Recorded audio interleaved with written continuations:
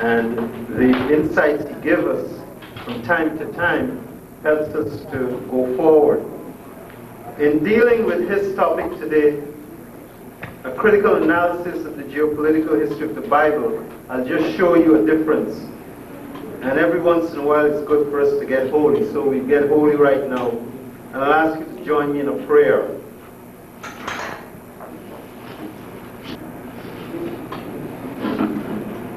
Good God, who created the sun which shines on us from above, who rouses the sea and makes the thunder rumble, listen. God, though hidden in a cloud, watches over us. The God of the white man calls forth crime, but our God wills good works. Our God, who is so good, commands us to vengeance. He will direct our arms and help us. Throw away the likeness of the white man's God, who has so often brought us to tears, and listen to liberty which speaks in all of our hearts. This is the prayer of Bookman on August the 14th, 1791. The 9th Haitian Revolution was kicked off. Now, if your holy book can come up with a prayer like that, you know we go forward to revolution, and you know what the outcome will be. Get into the Holy Bible. Sisters and brothers, Professor Mackey.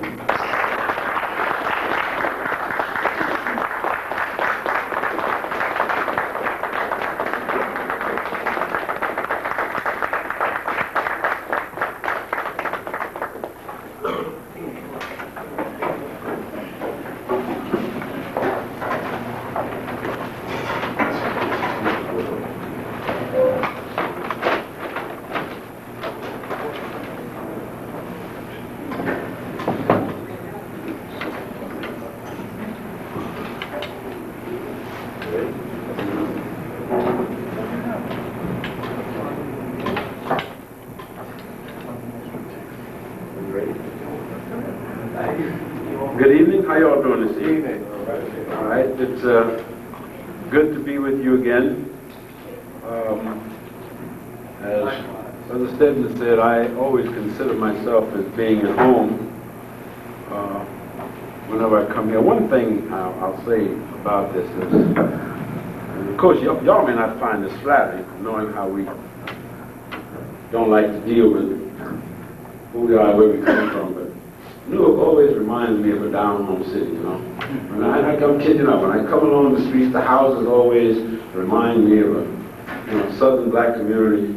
And every once in a while I smell some barbecue sauce. I know it ain't too cool to eat that, but it always gives me a feeling of being home. So again, I'm glad to be with you this evening. I've been asked by Afrikan Echos to try to do a background analysis of the geopolitical history of the Bible. I had asked Sister Haynes, and of course we're all busy, so sometimes we don't have time to do things, but what I would like you to do, if you have a program, I would ask you right next to Bible, put an S in parentheses, because what we're going to be doing here, and I want you to always remember, we can never do it in any one lecture, or any 2 lectures, or any 3 lectures, or any 4 lectures.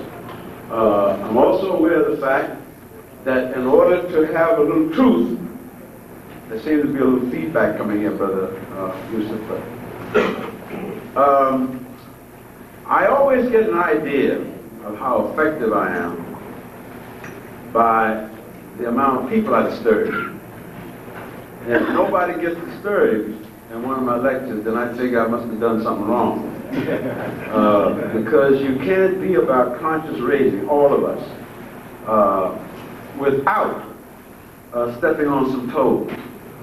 And the reason that a lot of toes get stepped on, as the brother was talking earlier, is because we've been so programmed to be naive, programmed not to think, programmed to take certain things for granted because we're afraid to look at things. The highest compliment that's ever been paid me, and I shared with you, is by my elder mentor, John Henry Clark, and he says, if you want to find out anything, put Bill Mackey on the trail because he'll ferret it out. So he called me the ferret, and that's true. If it's out there, I'll find it. Sooner or later. It might take me a long time. But the thing, what we're saying is, we must always be prepared to change. We must be prepared to understand that the search for knowledge is an ongoing thing. And there can be no liberation without it. So what we're going to start with tonight, I've been asked to do at least 2 lectures, probably 3, to run this down for you. Now, I'm not sitting here telling you I'm God, that when I get through, you'll have the whole story. And you say, I thought y'all had the whole story, and I found out this, and you didn't tell me this. Find out whatever the hell you can. Every little bit helps. But we need to understand. You're going to finish sometime today, Brother Peter, right? This is a high-tech world, right? We did a hell of a lot better without telephones. Because I was picking up some feedback. Okay? Yes, sir. Use the boards. All right, now, that means if we're talking about geopolitical history of the Bibles,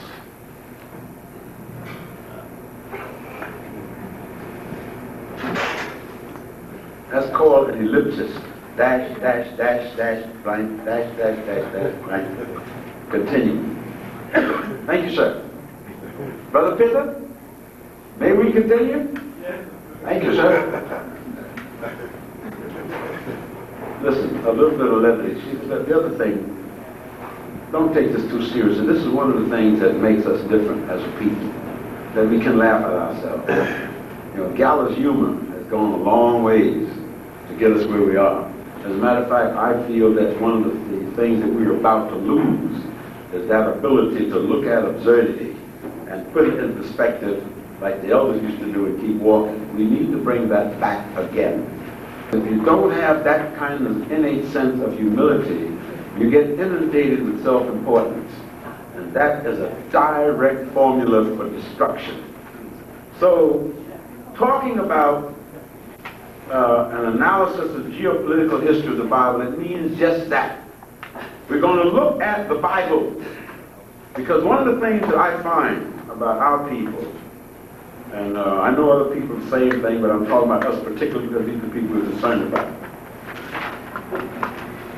By and large, the average African knows very little about the Bible. Don't question the Bible. Don't you question that, because if you question that Bible, God don't strike you. You know, certain things you learn by rote. What is the shortest verse in the Bible? Jesus wept. I ain't read that in 60 years, but it's still stuck up in there. This is how you can get to these little things. Your fears get thrown in. So they tell you, don't question. Accept it on faith. Don't look at that. And if you look at it, God's going to come and strike you down. And this thing comes to us very early in life. And there's a whole history behind this. As Brother Stedman just read, once you have accepted somebody else's, anybody else's version of your supreme being, you're in deep trouble. And the more you've accepted that, the harder it is for you to break that mold, because you really feel that God or some force will strike you down. I always say then, you believe in God? Yes. Well, if you believe in God and God will strike you down for thinking, why did the Supreme Being give us the ability to think? It would have been much easier to perform a prefrontal lobotomy on us and just let us deal with the basics and go on. But if you have free will, then that means ability to think. So what I'm saying, so many of the concepts that we get are contradictory. I don't know how many of you have ever been or been proselytized or tempted to be proselytized by Jehovah's Witnesses. I have nothing against them personally, but I use them as what I have experienced as an extreme example of this kind of closed mindset. People will come into my home and they'll look at my library, which is extensive, and the theological section is extensive, and presume to start teaching me theology. Yes. I have to do this because let me tell you about the Bible. And I'm going to segue in, and I says, which Bible are you talking about? What do you mean, the Bible? I said, last time I counted, there was about 30 of them. Which one are you discussing today? Oh, no, there's only one, the King James Version. I said, well, if you don't have to go to any extremists. If you know any Catholic, the Catholic will immediately dispute that, because Catholics don't use the King James Version. They use the Douay Bible. Are you aware of that? What's the Douay Bible? And I'm not kidding you. This is the mentality and the extent to our ignorance, not only about theology in general, but about the Bible in particular. Now, a lot of that comes from not being dumb. Don't get me wrong. It's not lack of intelligence. What is missing and what causes this is an abysmal ignorance of history. Because you cannot get a concept of this thing they call a Bible, not a real concept, unless you look at the history. Bibles do not grow full grown out of somebody's head. There's a whole process. There's an interlinking. Religion is not just something about beliefs. Religion are systems of power. They are means of control. They are means of eating. They are means of persuasion. When we go back long before we look at Christianity, in order to understand these Bibles and these books, we need to look at this world. And all people in the world have systems of beliefs. All people. There's no people on this earth that does not have a system of beliefs. And each system of beliefs are centered around myths. What I mean is all people have had a need. I don't claim to know why. I'm not a behavioral scientist, except what I've learned by observation. And that I was taught by a woman who never knew how to read and write, my grandma. But a very brilliant lady nevertheless. It always said to me, an ant is a small thing, but if you mash it, you find the guts. In other words, look to analyze something. There's always a kernel there. Don't just take something for granted.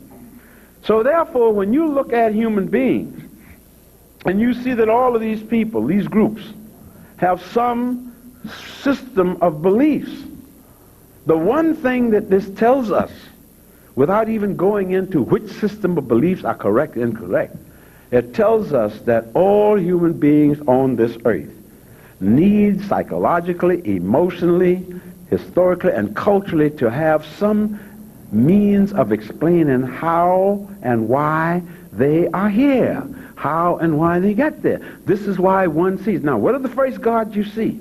The first things you see is the awesome forces of nature.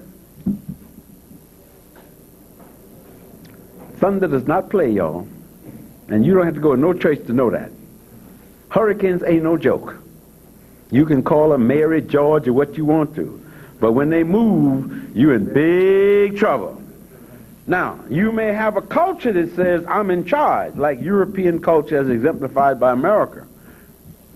And you see the example of a Godhead. For thousands of years, the indigenous people would build tents along the bank of the Mississippi. And they always could tell by the way the wind was blowing when the hurricane was coming. So what did they do? They folded their tents and did what? Moved to high ground. What do these smart, high-tech Europeans do? They come and they build levees and docks. I'm going to defeat this river. Who the hell you think you is? I'm in charge here. And every spring, the mighty Mississippi overflows its bank. And if you're standing somewhere between April and May, you can watch these big, invincible concrete and brick buildings floating down into the Gulf of Mexico. And after every one of these catastrophes, the experts sit down and get all their weather charts and their projections and say, why did it happen? Because it wasn't supposed to happen, because we projected last time that that wasn't supposed to happen. Now, that means then that the concept of religion and its placement can be different to different people. Your lights don't seem to be doing whatever the hell it is they're supposed to do. Yeah, you try lanterns or lamps the next time. They don't give out as much light, but they're a hell of a lot more reliable. Hey, you got it. And keep the wicks trimmed and the chimneys clean. Newspaper make an excellent chimney lamp cleaner. But in any event, what I'm suggesting is that in order to understand the Bible as history, we must look at why religions come, where they come, and how they are used people. You cannot look at Christianity from the projection of Western European culture without getting into deep trouble. Because their whole concept of Christianity, their whole concept of the Supreme Being, is a belligerent one. The Westerner's God walks around hurling thunderbolts all the time. If you don't do this, he's always threatening you. God gonna strike you down. He's gonna do this or that and the other. All other groups have compassionate beings. They endow their God or gods with compassion.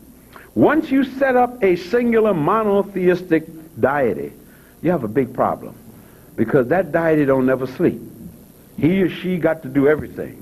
You got to deal with the rain, got to deal with the sunshine, got to deal with the Vestal Virgins and all of these things. It makes a lot more sense to create a system of beliefs which allows for a chief god or goddess, as the case may be, with a whole lot of helpers, because that way you just pick out the god or the goddess you need.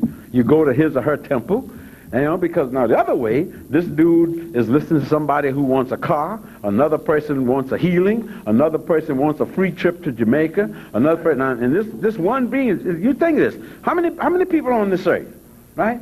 Over close to 5 billion people. And you imagine, here you've come up with this Western concept of this Supreme Being who's sitting up there just absorbing all of these contradictory wishes. One man is whispering, I wish you strike my wife down. Meantime, she's praying in the other room, kill my husband. And you got all this. So it's an irrational system. If you think about it, it is an irrational system. What then are the other reasons for this? We must look at the concept of control. Religion as control, the Bible or Bibles as vehicles of control. When we analyze these books as history and look at them within that context, we get a whole different concept of Christianity. We get a whole different concept of how it was distorted from whence it came. I find it very interesting when I look at the New Revised Version of the so-called King James Bible, and they now say that Jesus Christ was born in 10 A.D. They can't argue. Some say 5 A.D., and some say he was born in 3 A.D., and some say 10 A.D. Now, the whole concept of B.C. and A.D. was based around the birth of Jesus Christ. Am I correct? And they say anything that happened before the birth of Jesus Christ, and watch how they play the game. They count backwards going the other way, and count forward coming up this way. So already you've set up a value system based on how far something is away, which already starts to work on your mind. So the logical question then, if you can't even agree on what year the dude was born, how are you going to agree on when and where the philosophy is? And you keep coming up with these definite statements. When we look at the history and the periods that these things are going through, the background of how that so-called King James Version came to be King James Version, or the Douay Bible came to be Douay Bible, and you walk around that and they say, oh no, there's another group, excuse me. How many of y'all are familiar with this? The lost books of the Bible. How can they be lost? Right? Either you got a Bible, right? So you lost books of the Bible, and you look and say, well, gee, who lost them? And then it turns out, ironically, they never were lost. Yeah, the people who decided there would be a Bible was like the people who decided let there be, who said let there be light. They said, well, this here don't fit with what our power concerns are, and so therefore we'll put that over aside. This doesn't fit. This can fit in. Maybe we'll hook that in later. But already what you're doing, you're making a political, aren't you? You're not making a spiritual decision. You're making a political decision. I don't give a damn how you feel about the decision. It is still a political decision. That being the case, we need to then understand, or try to understand, that the concept of Bibles have always been as a means of propaganda and as a means of control. You may like that or not like it. But all cultures have learned early in life, what did you do?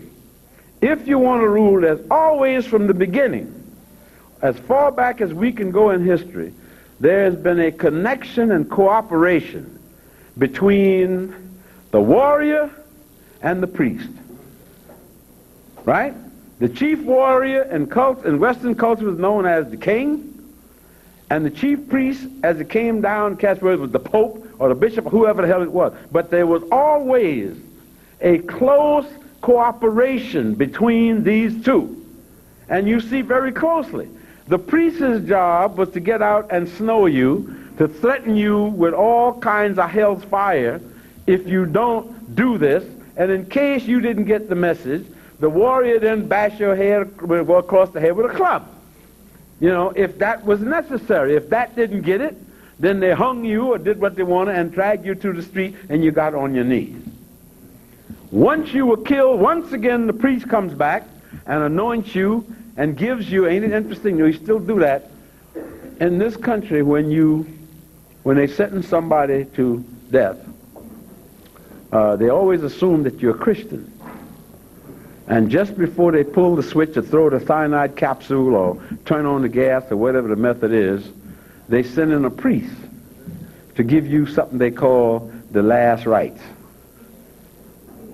The assumption, of course, is that there's no atheists in foxholes. Don't believe that. You know, well, people, those who believe need to believe that.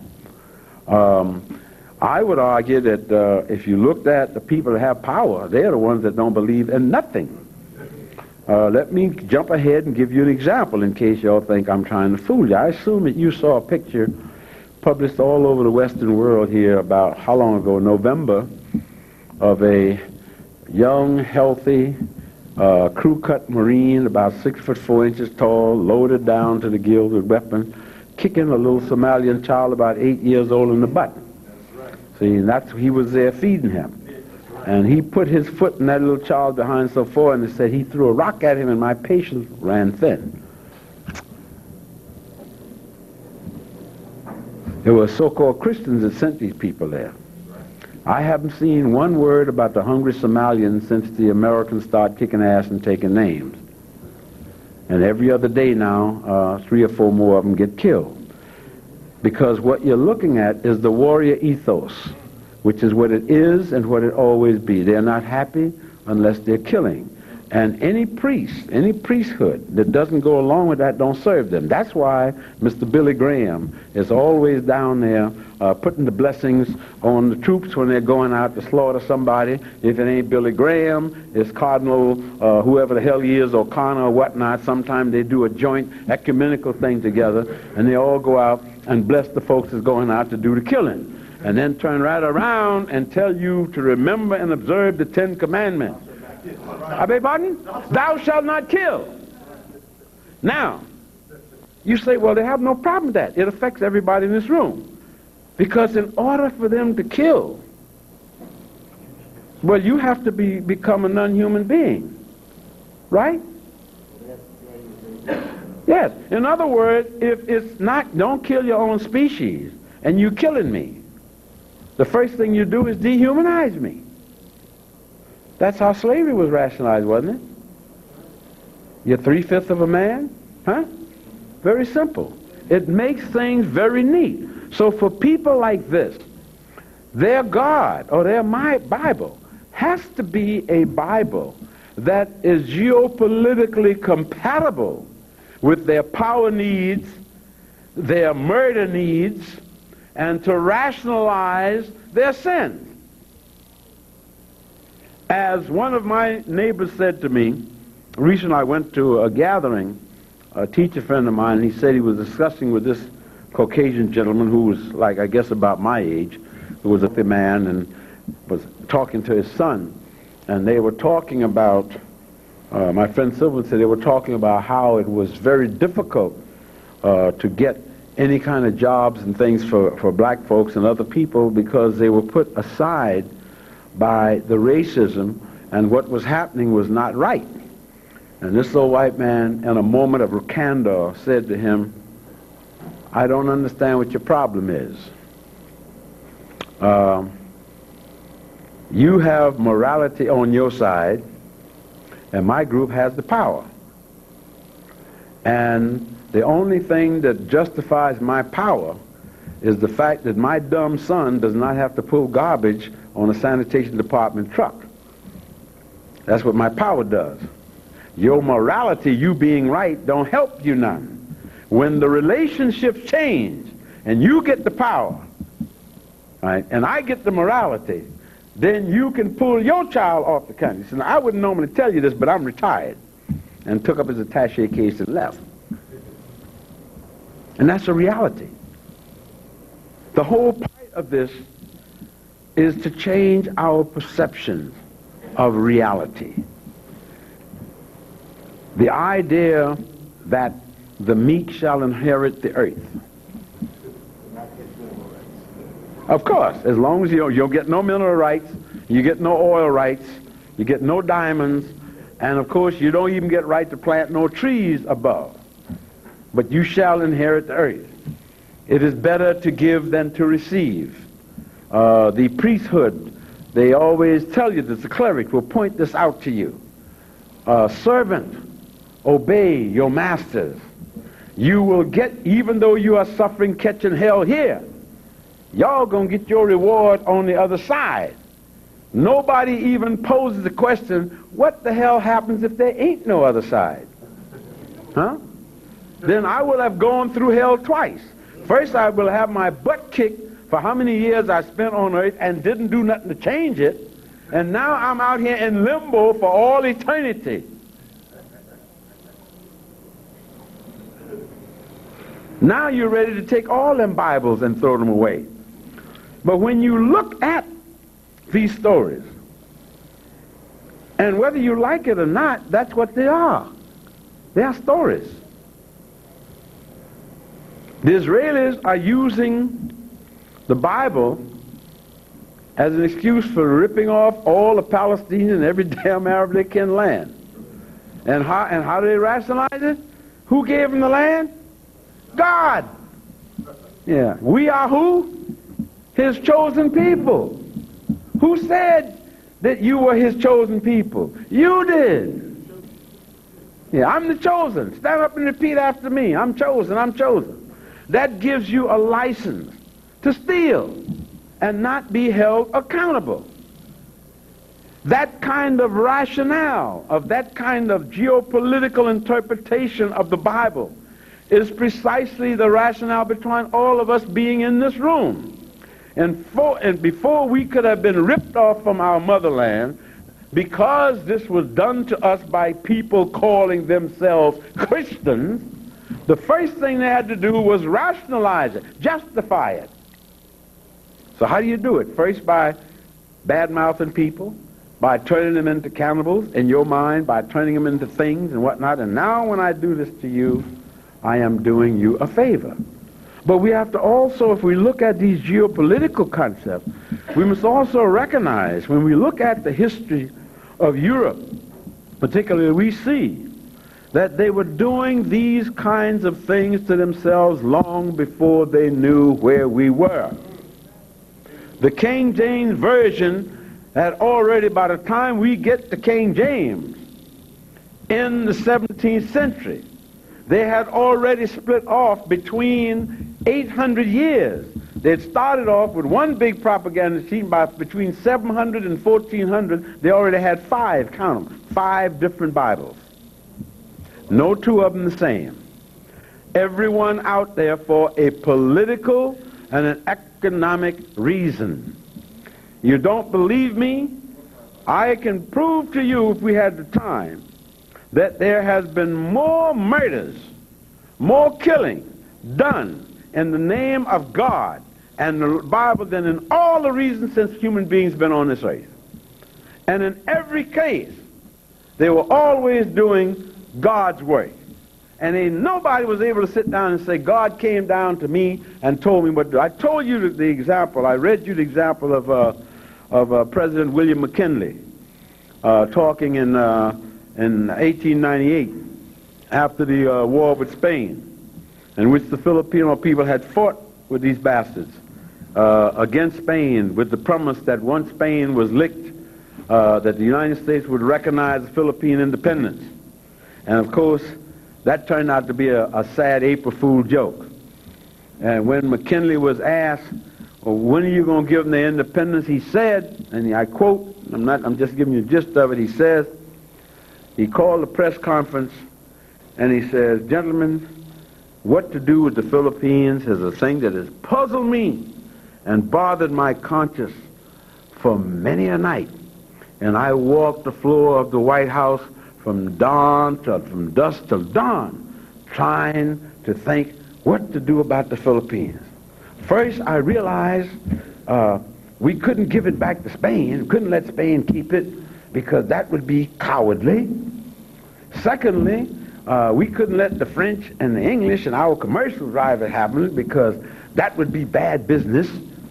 Third, we couldn't let them rule themselves because they were not capable of self-government. They were savages and had no religion. Hey, that's that word, right? No religion.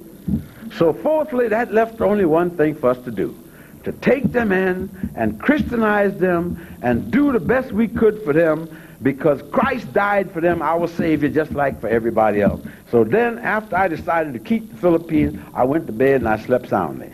That's a quote. Now, as a result of his sound sleep, them people over there, as you know, had to suffer for another 70 or 80 years. Because you decided that God said, we must keep the Philippines. Makes it very neat, isn't it? You don't have to worry. You don't have to be concerned about your image. You don't have to be concerned. The other concept, which comes out of the geopolitical nature of the Bible. Let's take the United States of America. You had, or what they now call the United States of America, you had exactly several attitudes that the Europeans used in order to steal this land. And the trick is to steal without being called a thief. They don't like being called thieves. That's a no-no. We are the thieves, not them. See, you steal a pocketbook, and you are a terrible thief. They steal a whole continent, 3 million square acres of land, not even counting the water. And that's called exploration and settling. It's colonial policy, bringing Christianity and civilization to these savages. So the game plan was what? First, any land not occupied by whites is vacant. Ain't that neat? Could be 50,000 indigenous people out there, but they exist because they ain't white. So since it's vacant, I just bam, bam, bam, do what I have to do to tell it. The other part, of course, was that God gave us this land. Here we come again, the Bible. God gave us this land. And then, well, how do you account for the fact that the so-called Indians are here? No problem. God sent them here as caretakers. I ain't making this up.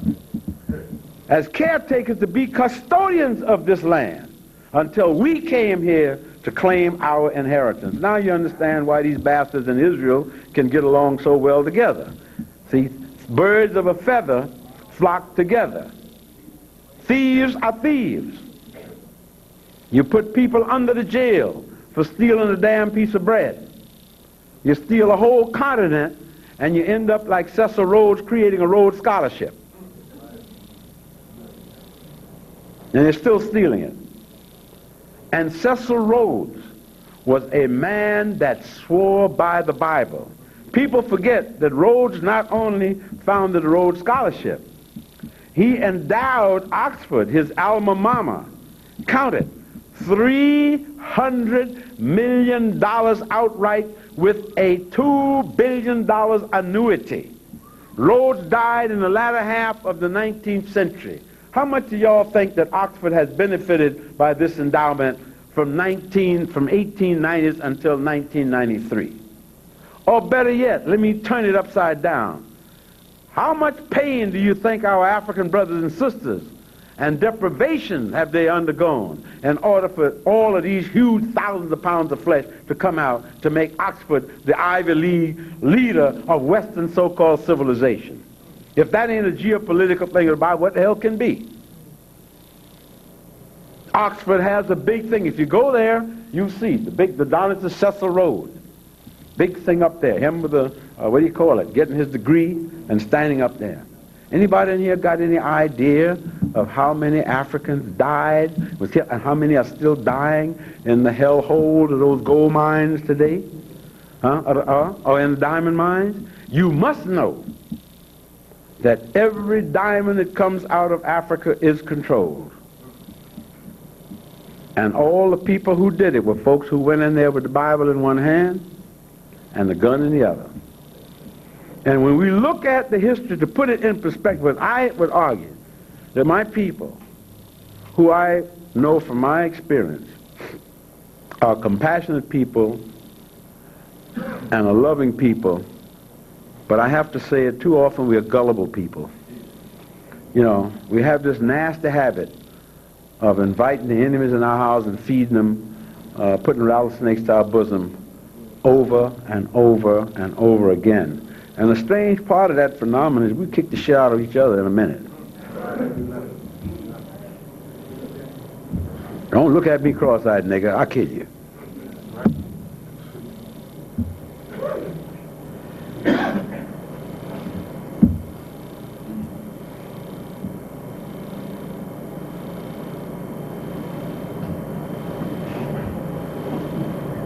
Study?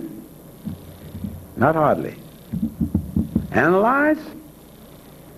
Only if you can help me get a job. Get a job? I own the job. How the hell do you go about owning a job? I've been there 30 years. What happens when the economy sneezes?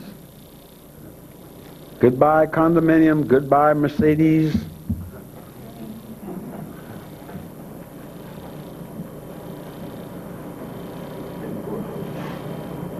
Yes, sir.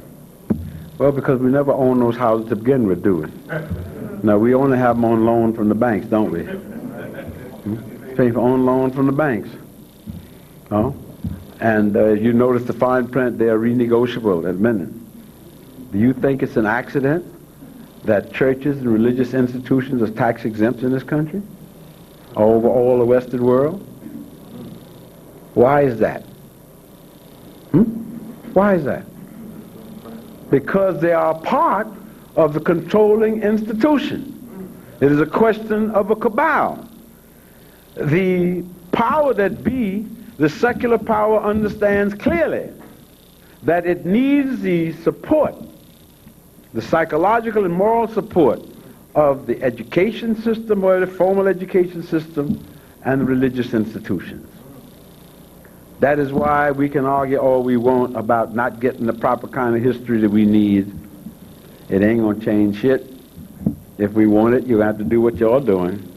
Keep coming in here, you can get at me, but that's the way it is, and that's the way it's always been. When they set up this system, they set it up to serve the needs of the people with power. They don't give white folks nothing for nothing.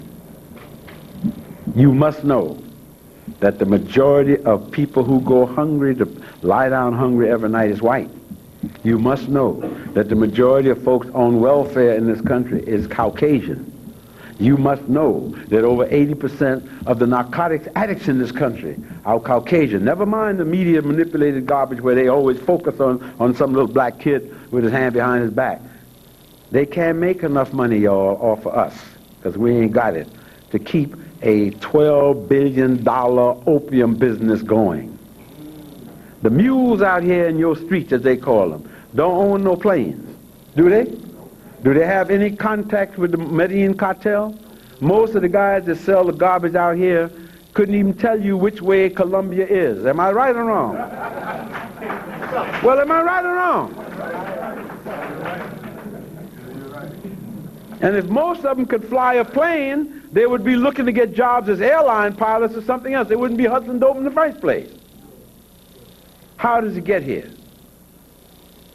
You got a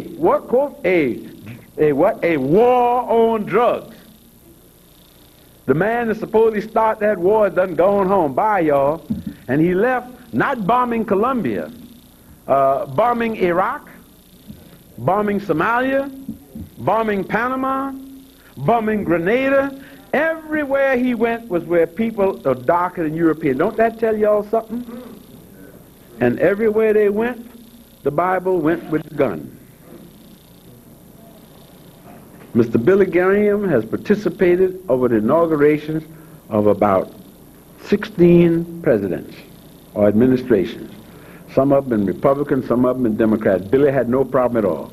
Billy just shift gears and go right out there. If one guy says he wants to do a Bible, if Kennedy, hey, no problem, he should do a Bible. You want the King James Version? No sweat, here's the King James Version. You got it. And then we say, well, how can that be? We need to look at the history, how these Bibles have played their part. Let me give you just one example, and I'll be tying this in as we go through.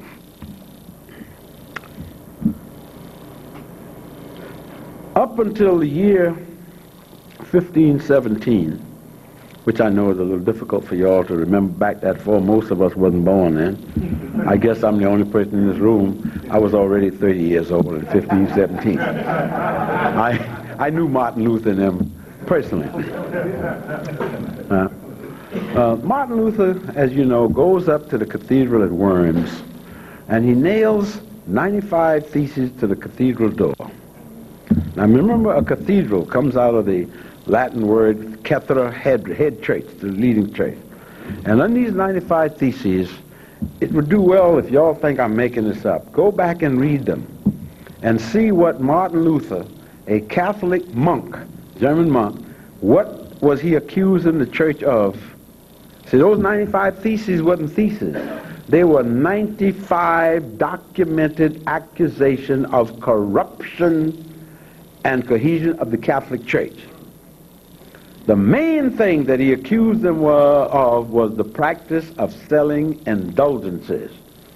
You know where most of our ancestors were in 1517? Huh? We're back home in our villages. John Hawkins didn't make his first slave hunting trip to Africa until 1562.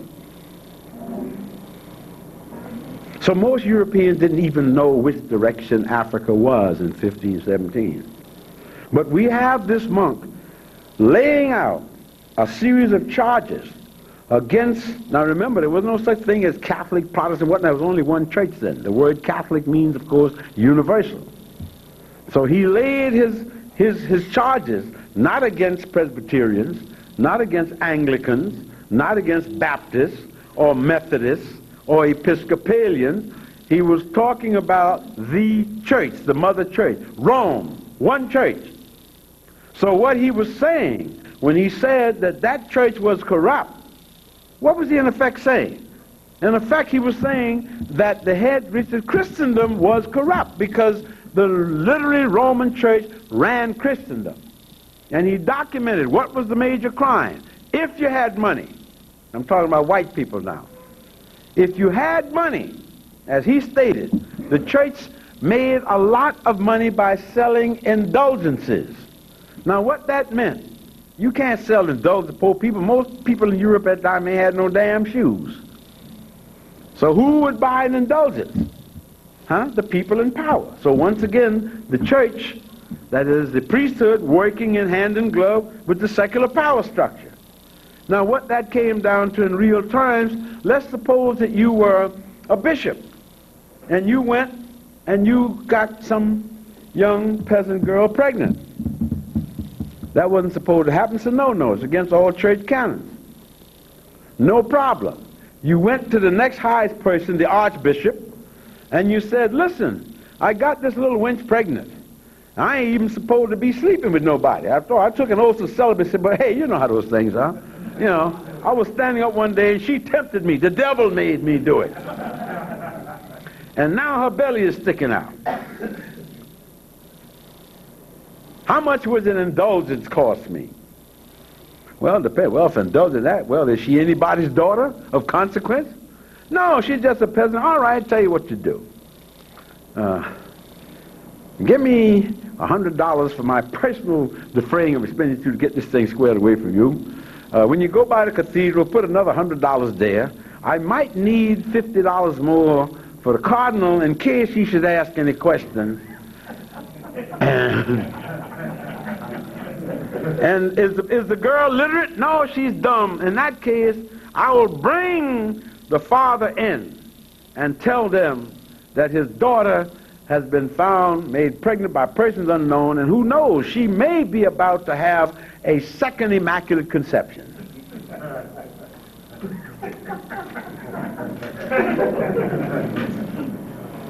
End of case. Martin Luther said, how can you stand up in your pulpit on Sunday and preach this and do this? And he named some names.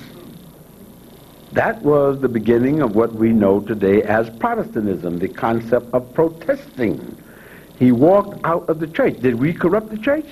According to them folks, we are the people that are biologically prone toward corruption. We are biologically prone toward crimes. We know that priests had babies, fathered babies, owned nuns, and buried them in the place. This ain't no rumor. This has been documented. Just because you put on a long frock and take an oath of celibacy, it's like me saying, yeah, my grandma said, boy, I don't catch you looking at that girl. No, Grandma. And as soon as I got around the corner, is you looking up that girl out there? No, ma'am, not me. I ain't seen nothing. Reminds me of the story of the preacher and the preacher. Well, one of our preachers is preaching. And there was a woman sitting over there, and her dress was way up, beautiful legs, built like only mosettes can be built. And the deacon was over there, and all the deacons was sitting, and they all was focusing on that lady's legs. And nobody was paying Reb no attention. And Reb was preaching his hellfire sermon, fire and brimstone, and nothing was happening. All eyes were glued over there. Food the regular congregation looking at them legs. So finally Reb turned to the deacon, amen corner, and he says, verily, verily, I say unto you, all you that look under that lady's dress shall go blind. And one deacon said, that may be, but damn if I ain't going to risk this one eye.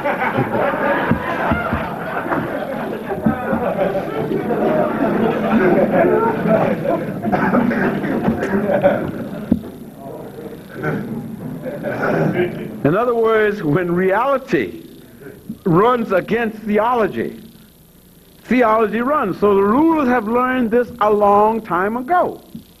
Now what Martin Luther put in, when you look at, when you go back even before then, from the beginning of its inception of Christianity, they had a problem.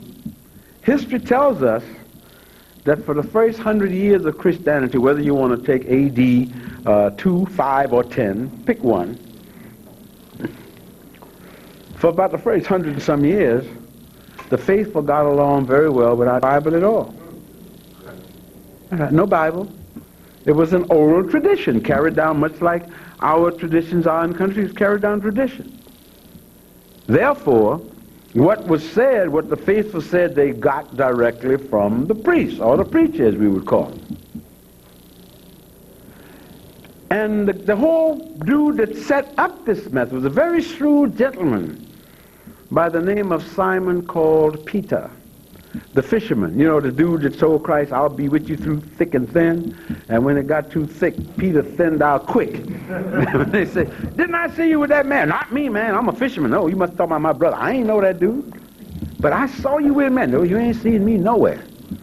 But then after Christ got done in, Peter had some second thoughts. Well, he was still alive to have some second thoughts. And as we know, it was Peter. It was Peter and Paul. Paul, of course, was the propagandist, the converted Jewish gentleman who started out kicking ass and taking name. And on the road to Damascus, as the myth goes, bam, the thunder came out of some form, and Paul had a vision. I think what he had, he was scared shitless. And he suffered and underwent instant conversion. And he said, Lord, tell me, what did you want me to do, man? Because them thunderbolts is dangerous up yonder, so I ain't, And of course he became out and then went ahead and did what his thing, created a whole thing among the Gentiles, etc., etc. But then Peter, of course, became the propagandist, the guy that set up the church. He was the guy that was what we would call today an administrative genius. he set up the structure. And then the structure and the propaganda and the myths about the resurrections, etc., etc. Now, those people who teach us theology, and again, I don't care what y'all believe, so don't go and say I'm trying to unconvert you. My thing is history. But you can't study history without knowing something about theology. When you looked at what they were doing, it became obvious that if you're going to control something, you got to have something to put the hellfire people in. We know that in the early days of Christianity, just before Constantine in the 4th century turned Christian, that it was very difficult to get people to change to Christianity, not because they didn't want to believe, because people by and large believe anything, don't we? Whatever is the going thing. You get up in the morning, right? You don't believe that? I bet most of y'all tomorrow morning, if you go into work, the first thing you do, you turn on the weather report, and the white folks tell you the lies of the day. Now we have this thing over the blip over here and whatnot, and if the dude tells you it's going to be snowing, you run for your rubbers, or your rain, you run for your umbrella, and they can tell that lie for days and days. The only damn weather they can predict is the weather that's happening right now, just like you or I can predict, right? But this is what it is, and no matter how many times they tell us that lie, the next time we're right back there, I got to hear this. It ain't nothing about weather, it's about entertainment. It's not about news, it's about entertainment. They're selling you a product. And you hear this guy sitting up there, and they are entertainers, and you watch it. They tell you George Jones weather. Dig that. George Jones weather. Mary Smith's weather. Yeah, they own the weather. yeah. George Jones's weather. And then George Jones comes in and says, accurate weather. Because whatever I tell you is right. And we believe that. We are programmed to believe that. And when them hurricanes come up from nowhere like it did here a couple of months ago, and the dude said, I ain't know where it come from. It wasn't on the blip screen when I went to bed last night. And it almost washed all the 5 boroughs of New York off the map. Still cleaning up that mess over there. Does it change? No. If you worked on your job with that kind of incompetence, you'd have forgot you ever had the job. They would not tolerate that kind of incompetence. So when you look at the way that these things get turned up and how the mind is moved in, and you see that when you look at Christianity and you look at these Bibles, you see clearly that there's a connection between the propagandists like Paul, the administrative geniuses like Peter, and now when you decide to do that, then you have to go back and do several things, don't you? You got to clean up the act. If you need to have somebody walking on water, then you create somebody walking on water. No problem. Particularly 100 years later, who the hell remembers? You know? If you need a miracle with one slice of bread and a quarter of a fish, you get that miracle. Right? You get it. A little bit of sleight of hand, daring do, and whatnot.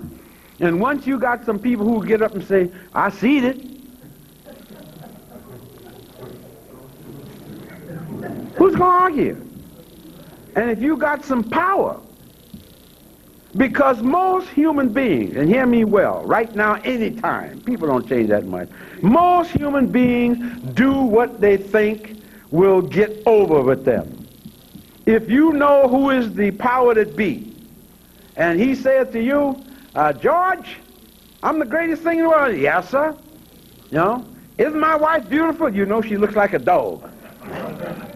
Sir, this is the most beautiful lady I've ever seen. I would show love for that to be my woman if she were not yours. Right? Now, it worked exactly the same way. The problem that the early Christians saw about getting converts, because the pagans, you must understand this, the pagans were very well happy, content with their system. They had a system of belief. You don't believe me? Let me tell you what they gave you. They gave you Easter.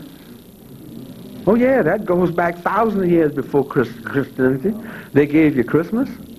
They gave you the whole concept of the Immaculate Conception. Go back to the motherland. Go back to Egypt.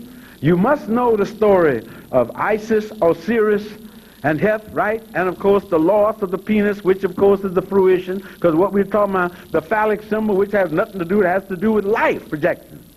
And we know that what had happened when Isis, the son's penis, he was chopped up by Seth the god and thrown into the river Nile. And Isis went and gathered up piece by piece the body of her son and reconstructed it, all except one part, which was what? The phallus. And why? Here comes that fish again. Remember the fish? The fish had eaten it.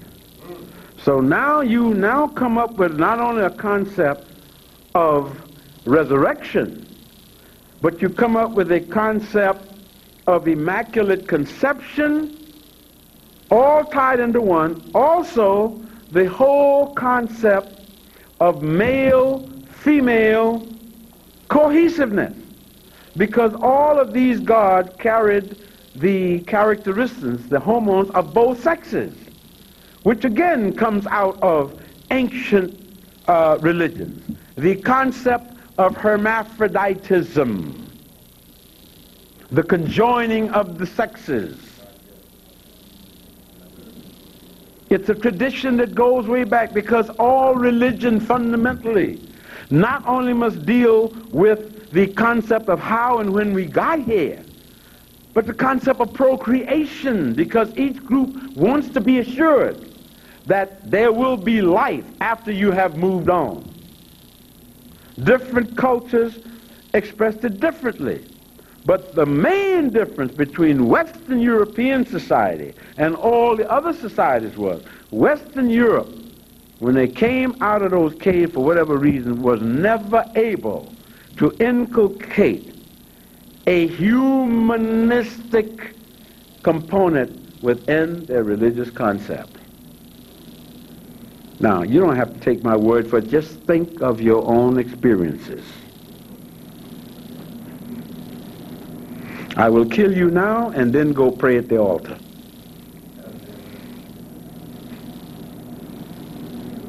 I didn't make it happen. This is what it is. Now, so what do? You're coming with these new gods. The only way you're going to make people accept them new gods is you're going to do it by force, or you're going to do it by chicanery, or you got to come with some kind of snow job on them, because they're perfectly happy. Let me give you an example. We know that most people in the Western world, up until the 4th century, the reign of Constantine, were pagans. The Christians, as you know, were catching hell. But Constantine the Great decided, for political reasons, to become converted to Christianity, because he realized that was the only way he could hold what was left of the Roman Empire together. That's why he moved it from Rome to Byzantium. But the whole thing was falling apart. And what caused it? As the same thing was going to happen 1,200 years later, when Martin Luther went out and saw the whole corruption of the system.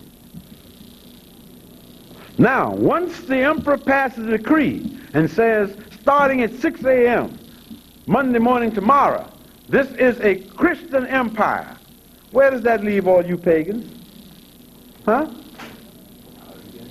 Is your belief going to change between now and 6 tomorrow morning? When you get up tomorrow morning, you're going to believe exactly the same thing you believed when you went to bed tonight. Yes or no? But you're also a survivor, and you're a pragmatist. And the word has come down from the palace that as of now, every damn body by 9 o'clock better have a cross around their neck.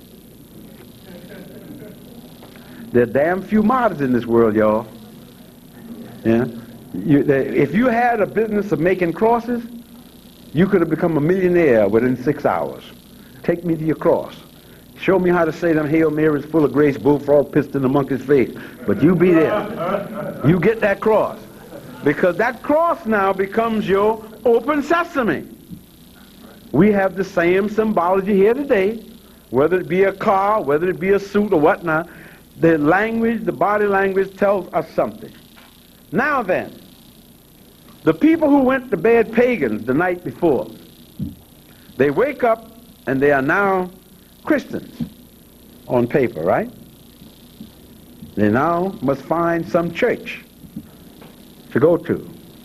And what's the first thing they did? They just took the pagan temples and converted them to church. Took a temple, had a temple to the goddess Venus, And you came by the next morning, there was a picture of Christ hanging up on the cross.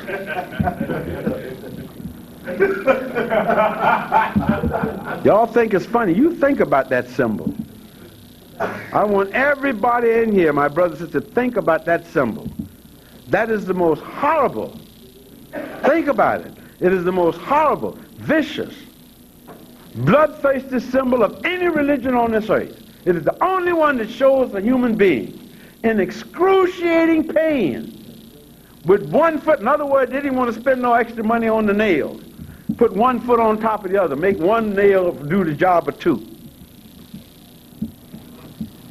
And you got millions of people who walk around with this symbol without even thinking about it. Think about this. What kind of a culture, and I'm not saying, I'm just asking you the question, I'm posing the question, what kind of a culture is it that would conjure up this kind of a religious symbol, which tells you that the religion is based on what? Love, right? Compassion, am I right or wrong? What are the Ten Commandments supposed to say? Do unto others you did by all of these wonderful complexes. Love thy neighbor as thyself, and yet you're walking around with this crucified person dangling in front of you as your symbol. That's sick. And oh, by the way, I'm a Christian. So don't go out and say I'm this atheist person. No, it's sick.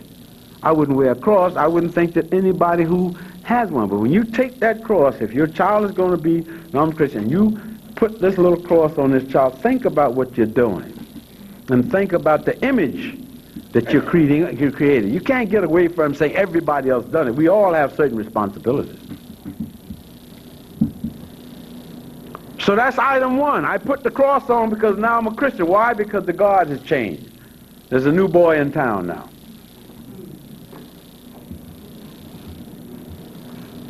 The other thing they did was they took all of the minor gods and made them saints. That way the people didn't have to go through too much change.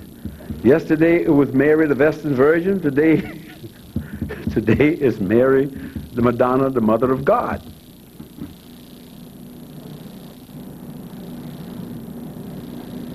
The Immaculate Conception, the whole concept, when you think about it, if you, of course they tell you to deal on faith, but I tell you, they don't hire you for these jobs on faith.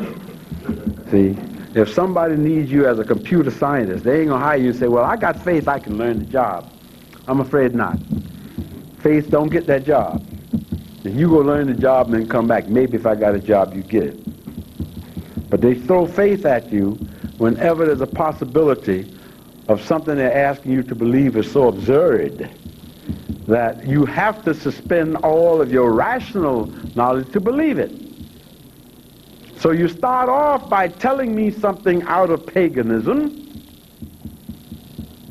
and watch what you're telling me. You're saying that Joseph,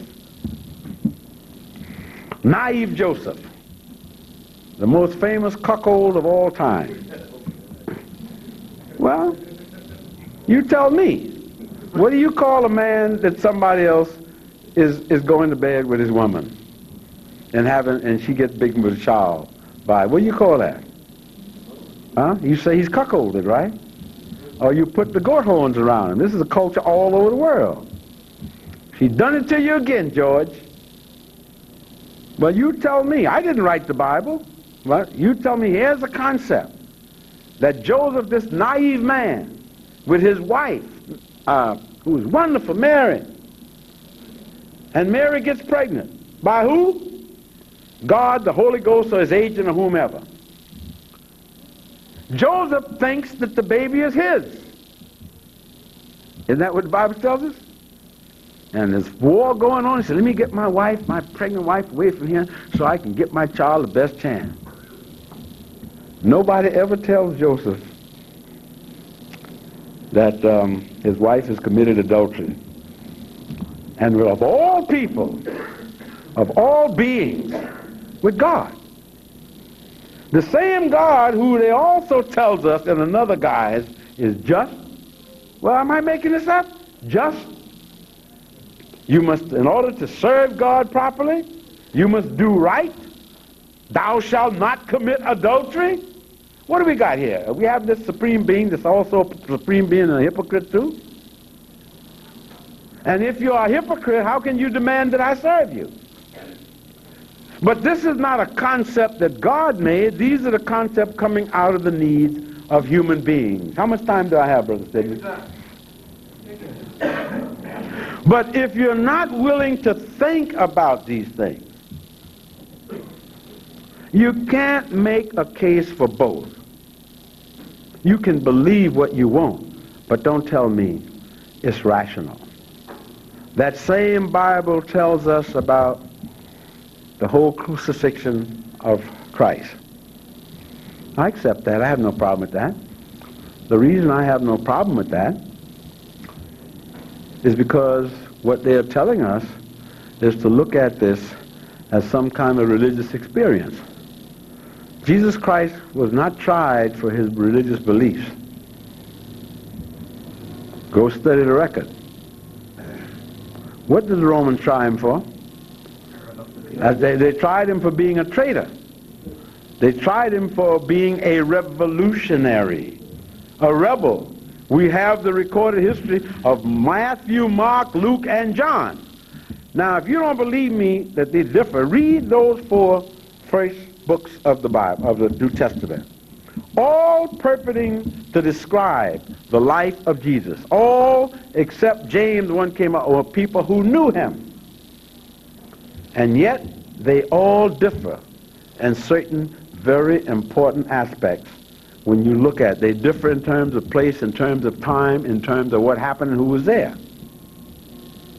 Now, I'm not arguing that something happened, but what I am arguing is that all of us in this room know that the eyewitness is the most unreliable witness there is. Because 4 of us can sit here and look at, all y'all can look at me, and I walk out this room and you say, what color shirt did Professor Mackey have on? Because you don't really look at people unless it's absolutely necessary. And then when you look, you don't look with your eyes objectively. You look with your emotions. You look with all of these things. And when you're scared, somebody's shooting bam, bam, bam, and you're going to say, yeah, he was wearing a purple coat, and he had one glass eye, and his hair was parted on the side.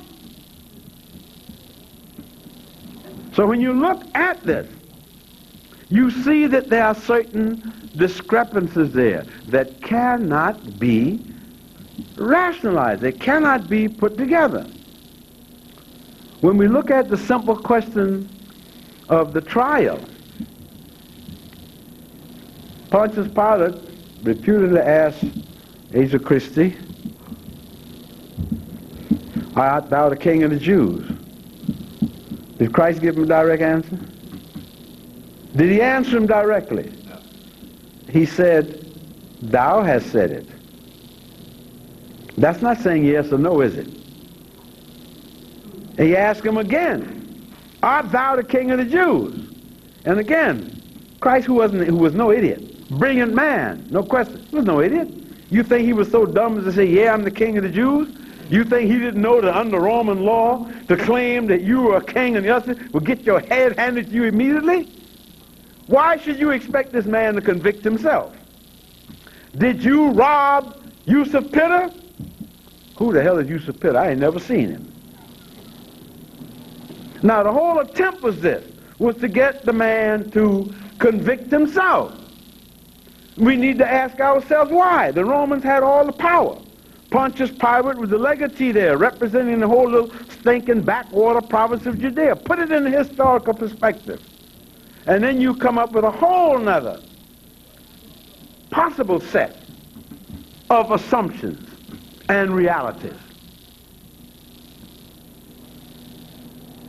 And in the end, Pontius Pilate was forced to say, if he's quoted accurately, I find no fault with this man. Is that not the quote?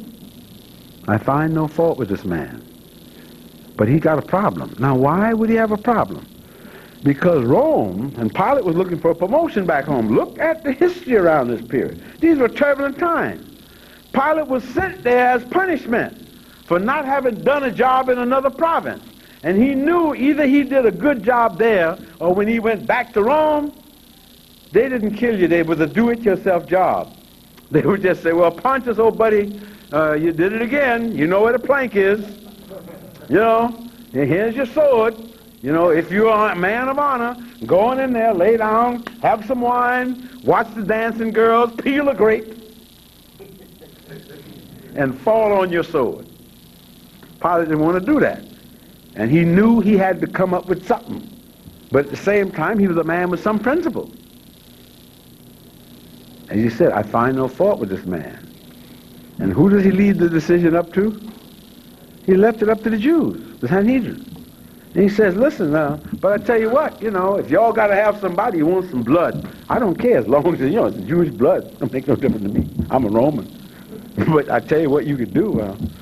Listen, you can have, I can free this man, or I can free Barabbas, the thief.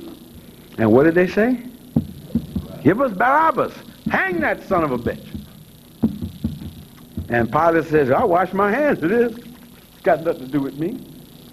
How many times does the same kind of thing happen to us as the people? Think of the Henry Louis Gateses, the Cornel Wests, the Julius Lesters, the Shelby Steeles, thank you. And Judas got 30 pieces of silver. Hell, he would be a billionaire today. Imagine what that would make, compounded annually, you know? So now when you look at this and you put it in that kind of perspective, you come up with at least a political connection with this Bible. You're forced to. And I'm going to just run down for you the whole period, go back, and we'll cover next time. I'm going to take you up to America, but I want you to understand this and go through your books and your reading, because what I'm also suggesting to you that we have been victims of a shell game. And there are many people who know this. But when you study theology, the standard theology courses does not teach you to question. They start from the assumption of certain truths, and they teach from that. But to question the underlying basic assumption is not an option in a class. And usually, and I know because I was always one of them folks who was being crazy, and the guy would say, Mr. Mackey, I don't think you're ready to study theology. Why is it that you're always, every time, oh, it's you again, Bill Mackey. I know. And again, you see what they're doing? Discrediting you before your fellow student, even before you open your mouth. Right? Your other fellow student want good grades. So they ain't going to question nothing. Took me a long time to learn that. Yes, Mr. Mackey, with that tired foot upon thing. Yes, Mr. Mackey, I know you have some disagreements, and sometimes just to mess with them, I say, no, I have no disagreements today. I want to agree with you.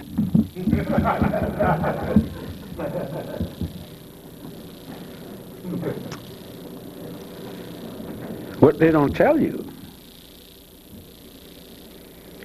crucifixion was the standard type of execution for people convicted of certain capital crimes during this period. If Christ had been accused of robbing a Roman praetor, the sentence would have been exactly the same. If he had been accused of insulting Pontius Pilate, the sentence would have been exactly the same.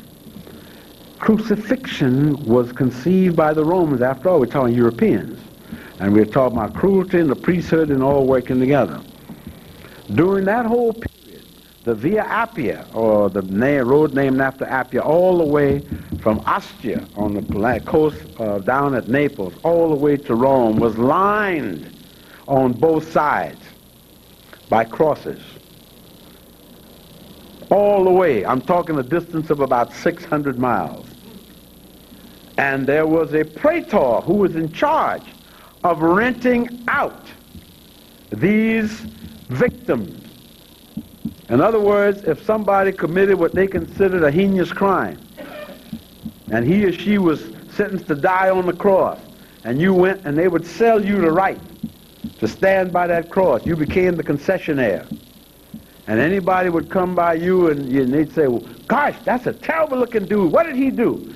and you say, well, give me a couple of dollars and I'll give you his whole story. Oh, yes. All the way from Austria to Rome. Both sides lined up with people like Jesus Christ and people down there selling their stories for a small fee. Some people got rich, man. If you could get the concession for a mass murderer, say if you could have gotten a concession for somebody like Theodore Bundy or Jeffrey Dahmer, you could have gotten rich in 6 months. You say, well, last week he had 3 heads and 2 weeks this and that and the other, whatnot. You okay. But when they give you that crucifixion of Christ, it's taken completely out of that context.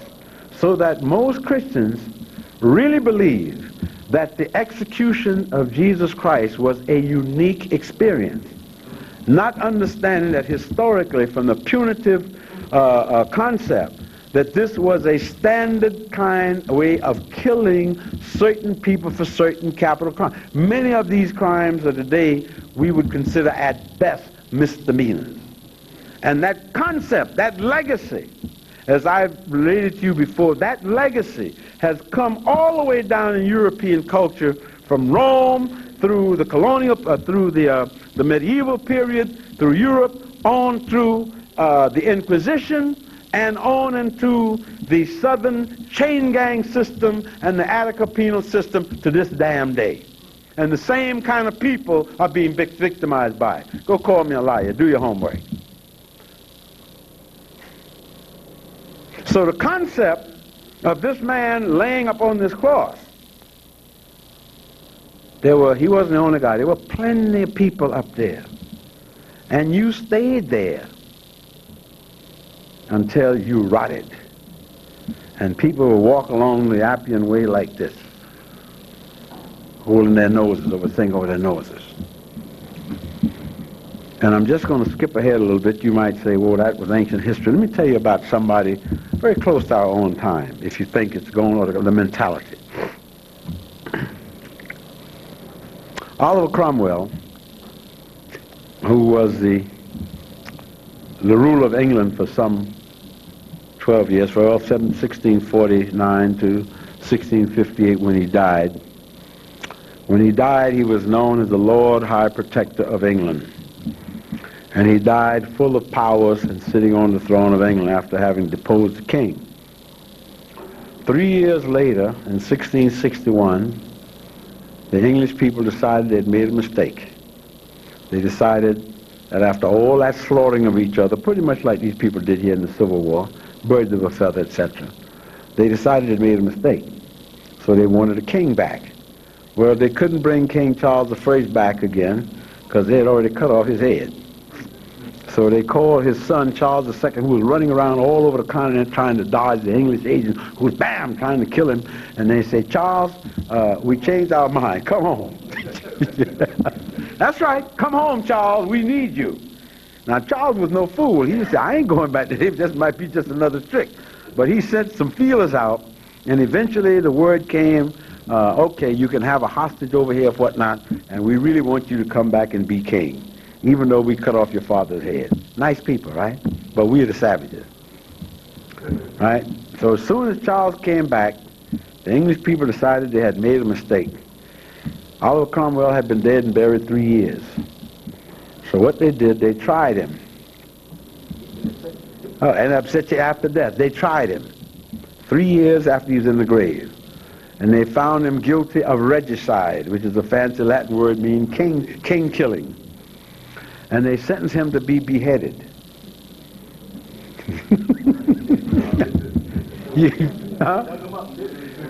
What I say? They sentenced him to be beheaded. Now, what do you think this cadaver looked like after 3 years in the grave, right? There was very little there. The grave cloth was already, him and his son-in-law, Ireton.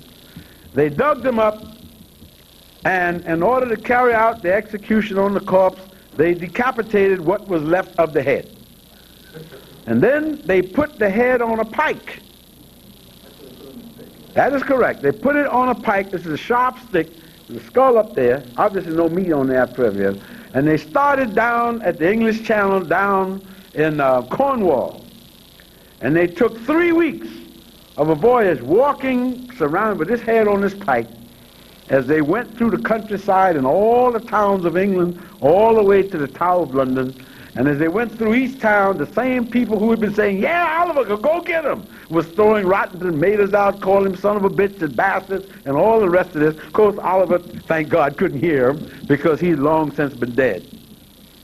And when they finally got the head up to the Tower of London, and they got the two post gates, they took the head and stuck it up on one of the sharp pikes outside the Tower of London. And it stayed there. I think it stayed like 10 years before it finally disintegrated off. Now, this was 1661, which is relative terms out of time. Now, these people were very good Christians. Now, when we look at, again, going back to the 4th century, we find 5 different factions of Christians sitting around trying to decide which was the true gospel and which was the true Bible. When you lost, it was treason, and they hung you. If your argument prevailed, then you were a brilliant statesman. So at the Council of Nice, in the year 300 and something, they sat down and they came up with a new revision of what was Christianity and what wasn't, and which Bible should be used and which shouldn't, which books of the Bible should be used, which one should be eliminated, which one should be revised. And that lasted until the 8th century. Till the 8th century, they had to go back and do it again. That is when they decided once again in the Albigensians, what they called the Albigensians, the Arians decided.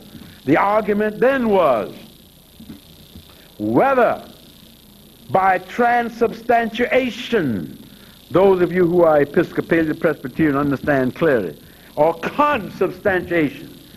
One group said that when you ate the bread at the communion ceremony, that you were actually eating the body of Christ. Look at the overtones of cannibalism here, y'all. You were actually, that's what that means when they pass you, you go to your church and they pass that thing around and you are symbolically indulging in cannibalism. Because that ain't me. They said that represents the body of Christ, and what does the mind represent? His blood. So what the hell can be more pagan or more primitive than this? And this is one of the required rituals of all branches of the Christian church, yes or not? You cannot stay in fellowship unless you take communion a certain minimum times per year. And if you don't, you got to go back and go through a whole cleansing process. Now, they set this up. Then the argument then came in the 8th century, the Albigensians and Maronite decided, well now, does this really represent the blood of Christ?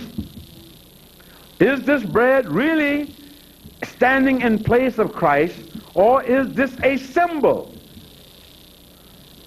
The Marians took the position that it was a symbolic thing, that Christ was a human being born, and since he had a beginning, as death meant that he had an end. If that was the case, his body could not represent symbolically consubstantiation. That is where the bread is literally acting in for the body of Christ.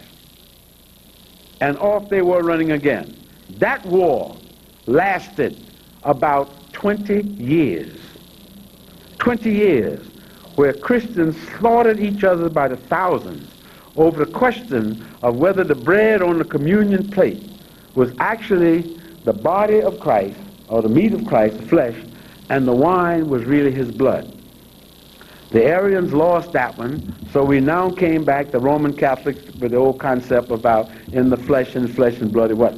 This goes on then again until the 14th century. And this time the argument was who had the power.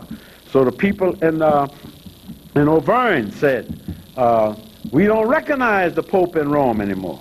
So you ended up in one year between 13 37, 13, and 1400, you had 4 popes sitting in 4 different places, all of them claiming to be the top banana. All claiming to be the top banana. Each with his army. Hello? Each with his army, sworn to do all of the dastardly killing they could of all the other 3 religious popes. All of them serving who? The Creator. Modern version of this. The Israelis and the Palestinians. You've been here, but it ain't your land. God give me this because this is chosen people. Yeah, I've been away. Never mind the fact that you ain't never been there. Ain't nobody looked like you ever occupied this territory at no time since the world began. My mind's made up. Don't confuse me with facts. And if you disagree, you're anti-Semitic. And y'all know, as I say, well, how can I be anti-Semitic if I support the Palestinians? When did the Jews get a lock on Semitism? The last time I looked, both Jews and Arabs were considered Semitic people. At one time, they even tried to include, they'll include us in it. They tried to include the Ethiopians in. When they wanted to get the Falashas in, they went through denying for hundreds of years. Ain't no such thing as black Jews. When they decided that Israel needed a black presence, then suddenly the Falashas suddenly got to become legitimate, and they're going to bring them home out of Ethiopia.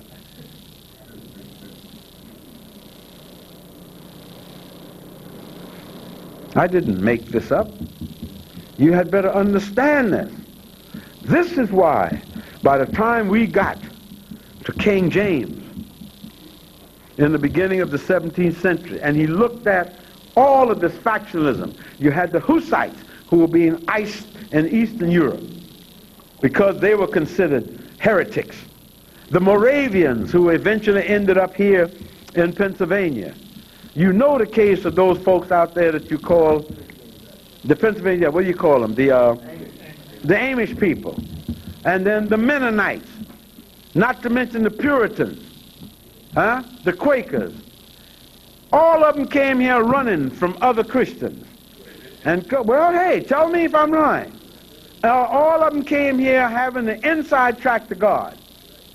And all of them came here agreeing on one thing. That Africans were not human beings and the Indians didn't exist. As Abraham Lincoln said on another occasion, I may have recorded you before and I'll record it again, in commenting on the phenomenon of Anglo-Saxon greed for land. And he says, all the Anglo-Saxon, my Anglo-Saxon brother has ever wanted was the piece of land that's next to his land. Now what are you saying?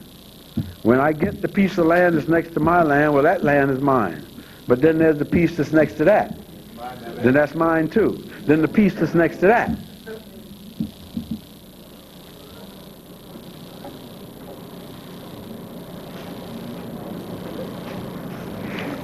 So with this kind of background, you can see that by the time we get down to the invention of the so-called King James Version, which I will deal with at our next lesson in depth, you will find that most of the kings of Europe found that their chances of ruling at all had to do with finding some kind of stability. Classic example. England was a Catholic country. Sex is a very powerful motive. Until Henry VIII decided that he wanted to get an Anne Boleyn's pants. The problem with that was he was already married to Catherine, the Ferdinand, and Isabella's niece, Catherine of Aragon. And also sitting on the papal throne was his wife's uncle, Alexander VI.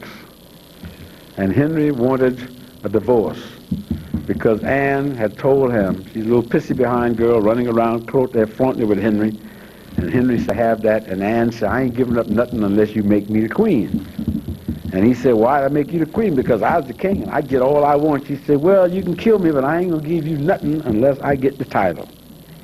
And Henry wanted it so bad, he decided, well, if that's what it costs, I'll just have to give up one right. What the hell, I'm the king. So he decided to divorce Catherine of Aragon and send her back home to Spain. Now, I must admit that Catherine of Aragon was a very homely lady. In other words, she was ugly. And I guess she looked in the mirror one day and said, well, shit, if this guy sends me away from here as bad as I look, I ain't never gonna get nobody. I mean, and Henry's a big fat slob, and if he don't want me, who the hell else want me? So she decides she's gonna stick it out. Say, hell no, I won't go. And Henry said, but you gotta release me. And she says, no, I won't go. So Henry consulted with Cardinal Wolsey. He says, listen, find me some flaw, some clause in the Bible that will get me out of this mess. Wolsey called his bishops, and they looked through various things, and Wolsey came up and says, aha! A eureka! Your Majesty, I found it. Thank you. He says, I found the clause. There's an item here in Deuteronomy that says, if your wife is not fruitful. No, Henry says, I have sinned because I married my brother's widow. See, Catherine had been married to his brother Arthur, who died. So she didn't want to go back home because I said she was ugly, and they worked out a deal with Henry. He's about 14 years old at the time, so he didn't know what he looked like. He wasn't even old enough to, he couldn't even piss out the window and fall on the ground. But by the time he got smart and he realized that Catherine was ugly, he was already tied up. So, but Henry got smart very fast when he realized all that power he had. And then they says, all right, there's a clause in Deuteronomy says that he who marries his brother's wife commits a cardinal sin. Therefore, all the years that you have been living with this woman, you have been living in sin. And Henry says, aha, there's the thing, boom, and I'm divorcing her. But he needed a papal dispensation. Unfortunately for him, as I said, Catherine's uncle was sitting on the papal throne. Most powerful job in Christendom. So when Henry sent his emissary to Rome with all the biblical particulars, the prose, and the Pope looked at it and sent a note back from Leviticus 14:35 or something like that, which said that if a man's brother dies, he must take on the widow, marry the widow, and support the children. So once again, within 2 books away, there's the Bible saying what? Diametrically opposed things. So the Pope chose to use Leviticus, which says, it's your job, so ain't no way out, sir. No divorce. That's right. Sorry about that, Hank. No divorce. Damn it, read Leviticus 14, etc., etc. Aha, gotcha. And Henry looked at the note and said, yeah, that's bullshit. Yeah, right. Shit, your ass is way over there in Rome. I'm king of England, and if you want to enforce that edict, you got to come with some what? Some troops. Bring some ass to get some ass. All right? Alexander, right at the moment, was having a few problems with some few other recalcitrant people, and he had nobody to send. So Henry said, I'm going to divorce her anyhow. And I hereby declare myself as the king, I was also head of the English church. Now put that in your pipe and smoke it, damn it. Yeah. I was the head of the church. Ain't nobody above me. That Holy Roman bullshit don't bother me at all. So Alexander says, all right, damn it, you excommunicated. And he said, no sweat. I'll just take what little ritual you got that I need, make a little modification. Then this now becomes the Anglican church. No problem. I'm the head of this church. Screw you. So said, it's a matter of where the power was. What did that man tell my friends? It didn't have a damn thing to do with morality. It had to do with power. Morality said, how come your son ain't got no brains and he's got the job and I got a PhD from Harvard and I'm toting garbage? Classic example. Henry is now on top. The Pope excommunicates Henry. Henry says, no sweat. I got the troops here. Tough shit. Ain't nothing gonna happen here. Now the Pope could fume, but Catherine had to go. Next thing you look around, Anne Boleyn ain't come up with no child. By the way, Henry had syphilis, you know. I can tell you a lot of them. Next thing you know, Henry comes around, Boleyn comes up with a girl. No children. Man, he's upset. So I gotta get my ass out of this mess.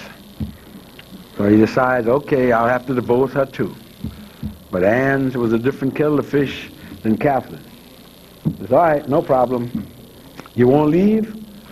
He accused her of having an incestuous relationship with her brother. And you all admire them people, right? You want to go and model yourself after these people? I'd be crazy. And that's what he did. He accused her of making love to her own brother, which was a lie. Killed the brother, killed everybody. He needed to kill 10 people to make it stick. No sweat. He killed them all. And ended up with poor Boleyn losing her head. That's how come Elizabeth I was such a bitch, man. That lady lived within the shadow of the gallows, and she realized that if she ever came to that throne, she was going to kick ass and take names. And she did. So she didn't mess around. Cut your head off in a minute. And says, I'm my father Henry's daughter, and damn it, I'm going to act like it. You mess with me. Told Lord Essex, he says, you know I love you. She said, well, I'll give you some, but I ain't going to marry you. You think you slick, you want to run this kingdom, put his ass in the tower and off with his head. Bam! Plug up, plug up, plug up, plug up. And guess what was the where did the justification come from, y'all?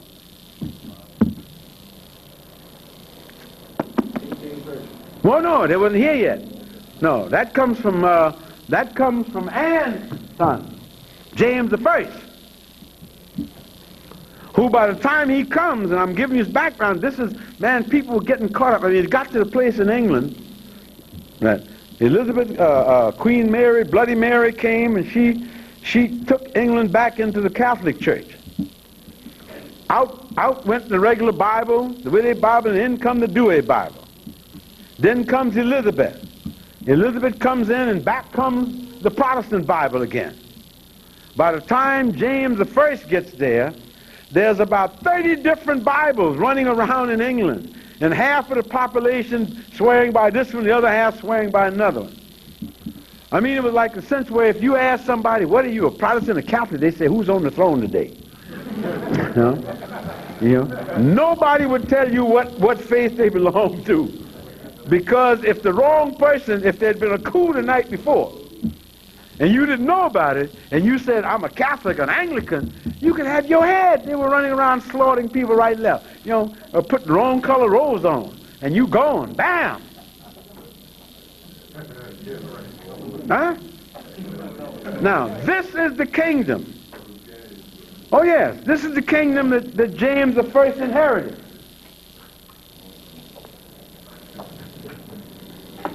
How did he get to come there?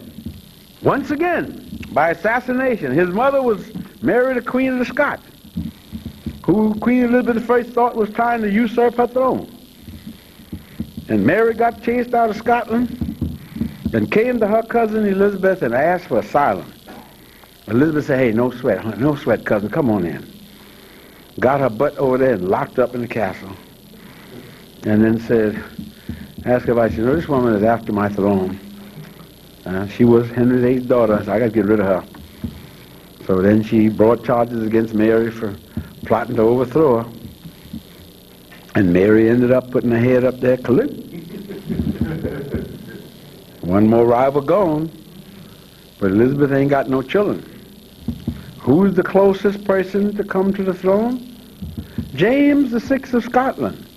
And who is James VI of Scotland's mother? Mary, the Queen of the Scots. That his cousin had just done what? had her decapitated. So Mary, Elizabeth sends for James and said, James, how would you like to become king of England when I go? And James looked at the map of Scotland. Huh? This small piece of land up here.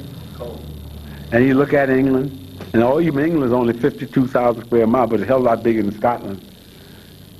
And he says, he probably thought about 2 seconds. And this is the woman that murdered his mother. And she says to him, if I will you this throne, will you promise, write me that you will keep England Protestant? And James looked out and looked at that land, and Scotland's kind of cold and poor. You know. And he said, take me on to London. And when she died, he inherited the throne of the woman who had beheaded his mama. Oh yes, all documented. And it was at this point that this man looked around and saw all of these factions fighting, the Dewey, this and that and the other. And he called together, because he considered himself a scholar, James called together a group of his scholars. And he says to them, I want you to take all of these Bibles that are extant, put your theological expertise together, and come up with a Bible that I can live with. And he wasn't talking about a Bible that he could live with spiritually. He wasn't talking about a Bible that he could live with emotionally. He was talking about a Bible that he could live with politically. And they went 4 times. And each time they came back and he would look at the product, he says, no, I don't want this, I don't like this, that, and the other. And finally he got frustrated. He said, let me tell y'all something. It was about 13 or 14. Let me tell y'all something. Just after I'll tell you, sir, I'm sending y'all one more time. And if you don't come back with a Bible I can live with, I'm going to put your asses up in the tower, and the next time you get ready to buy a hat, y'all won't need none.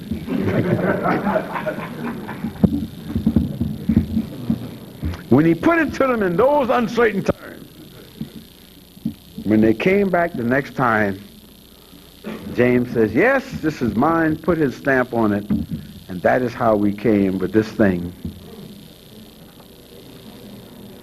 that is known as the King James Version, that many of us argue, fight over, dispute or whatnot, and get heated arguments, practically get the blows over, all because we don't know a damn thing about the history and things behind it. James the first made it clear he wasn't concerned about the prayers of the thou shalt not, or the Pentateuch, or the Apocalypse. He was concerned about putting together a Bible that would come up with a system that would help him hold his kingdom together and forget this bickering. Another one of the byproducts of this Bible was something they call, and to show you the political connection, something they call Catholic disabilities and Jewish disabilities. I love the semantics of the English language. And what this meant, they used this Bible as a method of depriving English and Catholic Jews, English Jews and Catholics of their civil and political rights. The only way you could become eligible for your political or civil rights, you had, of course, to take your oath of allegiance, not on the Catholic Douay Bible, not on the 5 books of Moses Pentateuch, but on the King James Version. Now, suppose you were a devout Jew. Could you put your hand on this Bible and take that oath? Of course not, because to do so, they knew this meant that you would have to deny one of the basic tenets of your faith. And if you didn't do this, you didn't get no civil liberties. You didn't vote.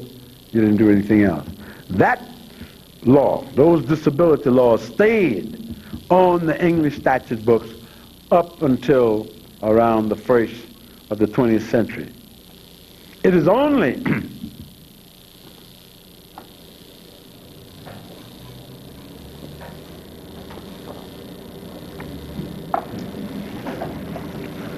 In case y'all didn't know, that's what's known as a dramatic pause. I finished drinking a couple of seconds ago, but I figured, no, hold your age, you know what I mean?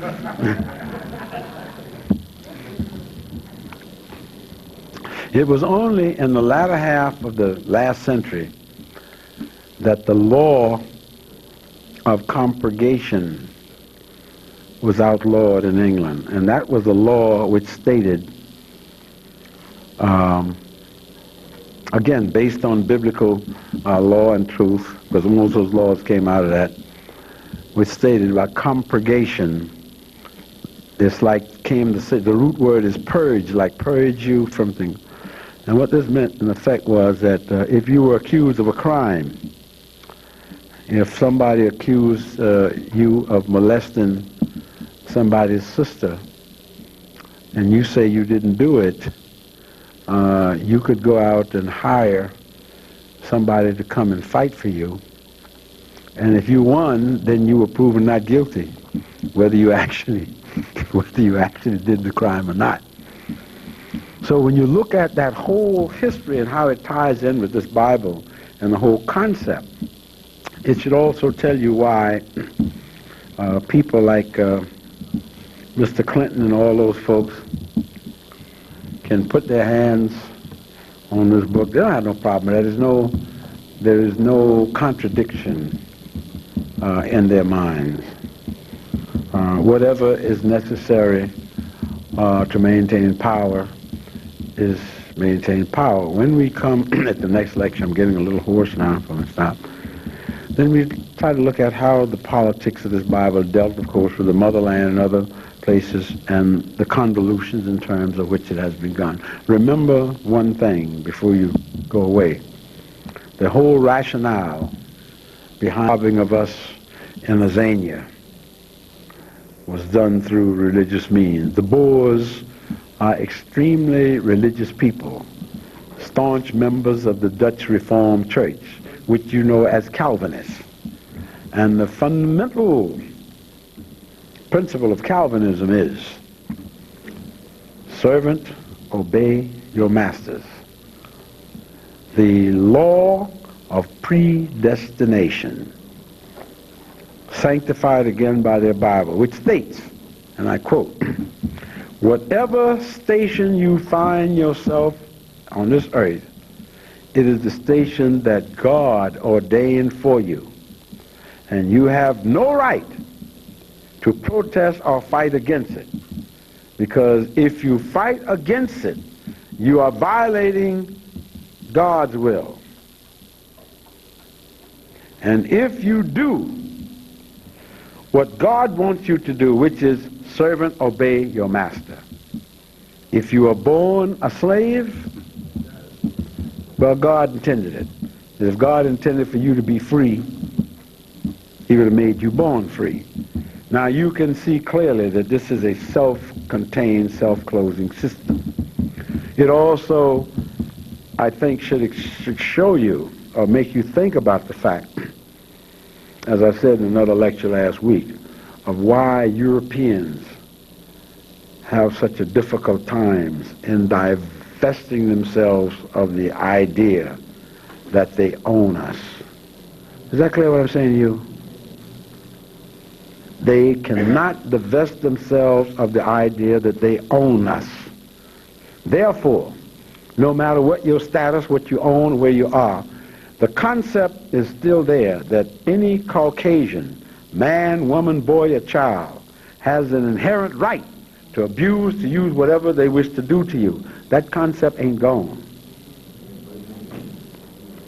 Right? And the only way that you can break that is you're going to have to come to terms with that, locked on. In other words, that we used to say when I was a kid growing in the South, you're going to have to be prepared to rub asses. Because they're not going to give up nothing. Because the other corollary of that, as I stated in another lecture, their concept of a perfect society is a society that's white. And the concept of American society is a society which is perfect. And in a perfect society, there cannot be any imperfections.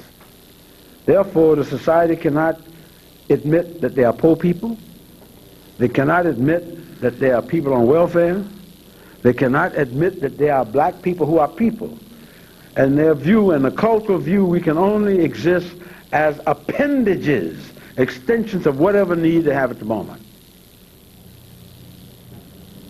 And this is why, as Ernest Ashford, who was, as you know, the first black umpire, said, we have to look at these things, because looking at sports, whether you like them or not, I'm not talking about sitting there arguing about who's the baddest, or the Green Bay Packers or whatnot, but if you look at and analyze sports, you want to understand the nature of this culture? Look at sports. Y'all look at it, but you don't look at it from the sociological and the political structure of what is happening out there on that field. You think they don't know that there are black men or women who are capable of managing a ball team? Of course they know this. Then it's the issue about who can manage and who can't. No. Again, we're talking about psychological power. Control. Thank you, sir. And therefore, if you're not perfection then, if I allow anybody black, male or female, to sit in that position, perfection is gone. This is why these people used to routinely burn down our houses. You build a new house down home, if you just stood up all night, dude come by and burn it down. Didn't matter whether it was a shack or not. You had no business with a new house. The only reason you could have a new house when every cracker had a new house. But every cracker didn't deserve a new house, didn't have the money.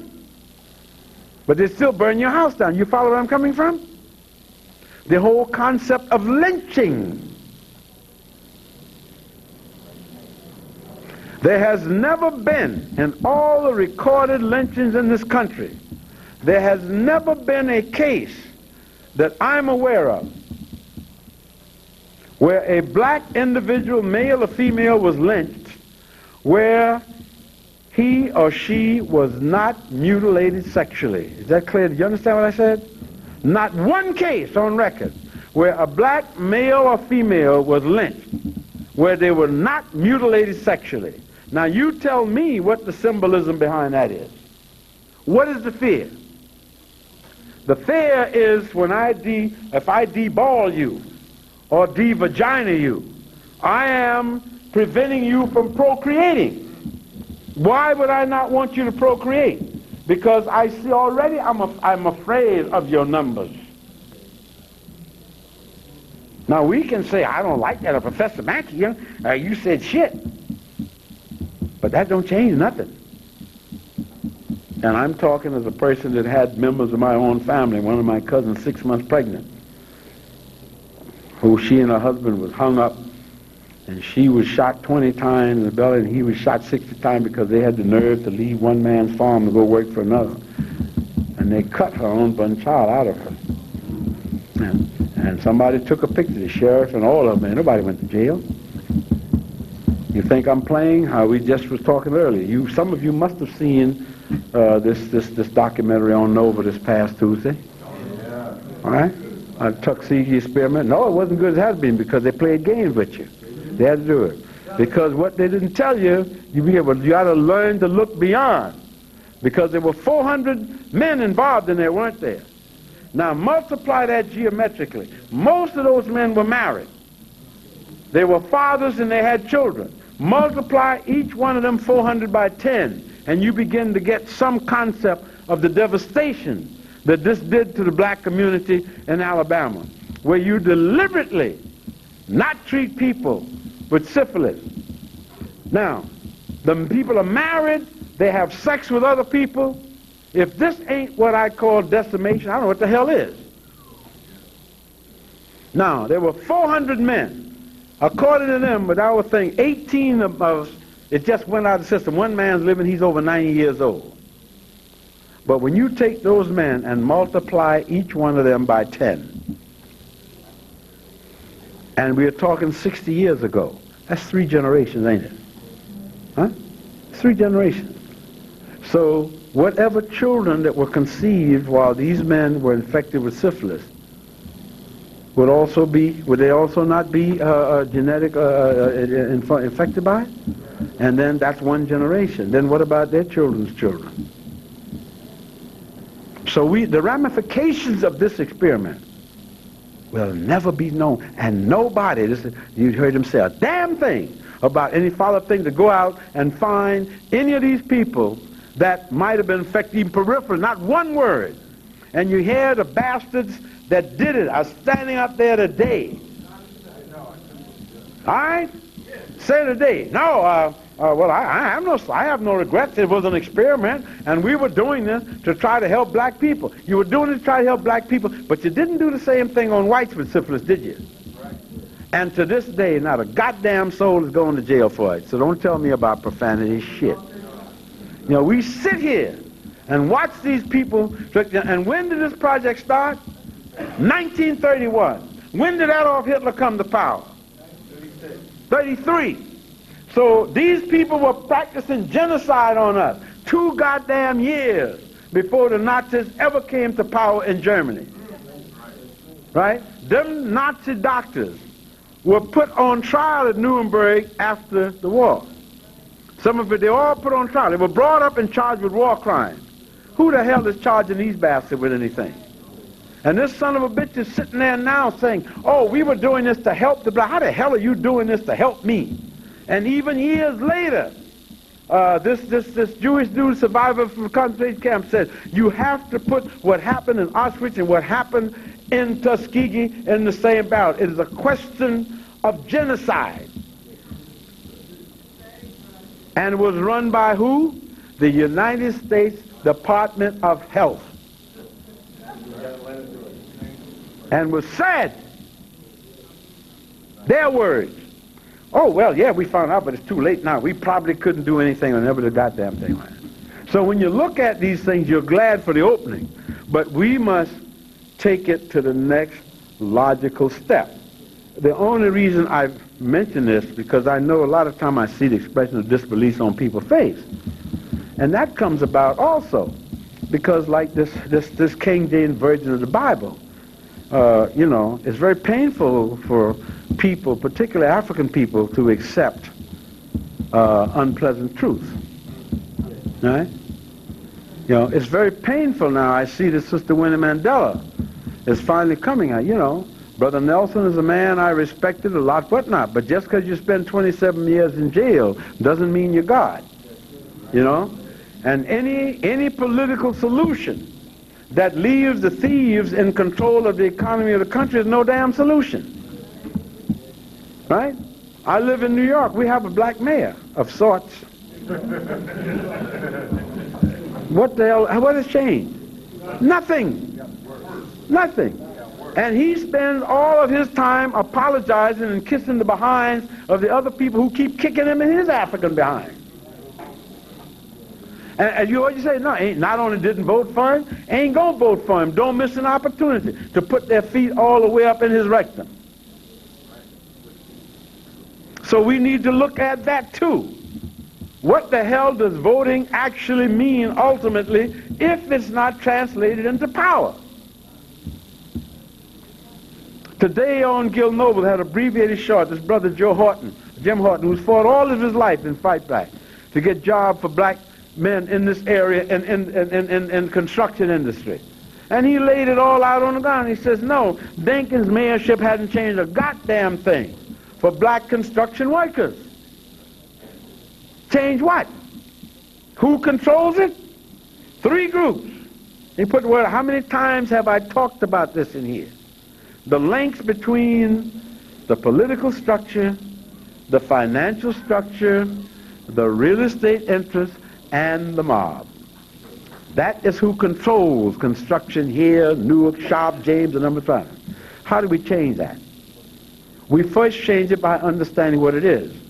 Your black politicians ain't going to tell you, by and large, because they take the little crumb and they run.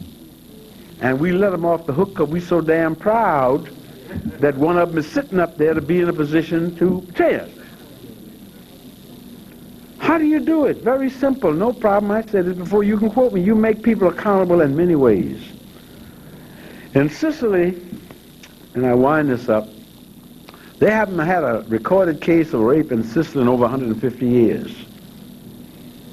They haven't had a case in Sicily of anybody squealing on anybody in over 200 years. Because when you rape a woman in Sicily, they don't wait for the boy. They catch you and they cut off your private parts, your phallus and your testicles, and they stick them down your mouth. Everybody, that's the only thing they do it to you for. So everybody know exactly why you're sitting there. Now, how many men do you know, crazy or not, that wants to end up like this? Let me see some hands. Anybody in here would like to end up like that? No. All right? All right? And if you're going to talk out of turn, and here's your tongue sticking in your mouth backwards and swollen, right? Y'all think that Shelby Steele and Henry Louis Gates and Cornel West them would be so quick to run us down then? No. You don't have to kill people. There are all kinds of ways of making people accountable. And I will say this in ending. So far as I'm aware, we're the only group in this culture that do not make our people accountable. Well, I'm saying here, because this is where we are. So hopefully next week, not next week, at the next session, we will take the time and move on in to some of the background, how the Bible, the thing is worked into the work. Hopefully, it can be, you found this of some value to you. I thank you.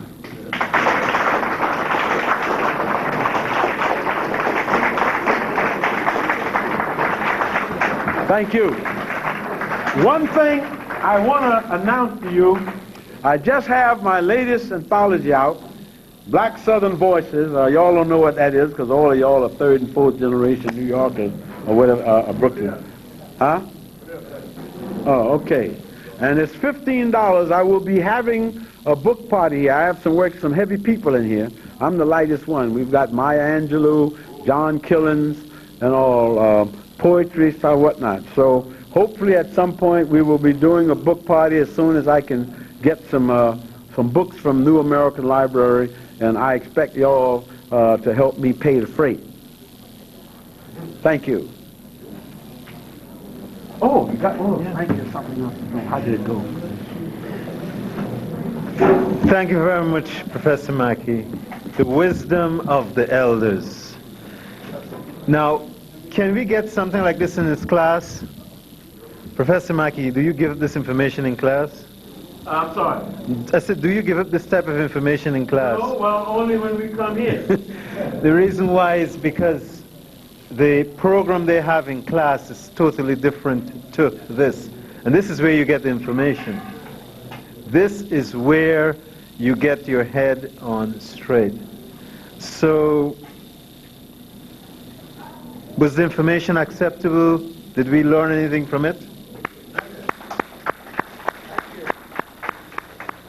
How do you put it? If you put it, the regional area, New York, New Jersey, this corridor. We've got going now from New Rochelle all the way back to Philadelphia. We've got something like around 15 groups, very kind of like this, that are working together. What is missing is having a joint thing where things like this can be worked out among all groups, where if we have a petition that needs to be done, that should follow not only for this, it should follow for our building fund.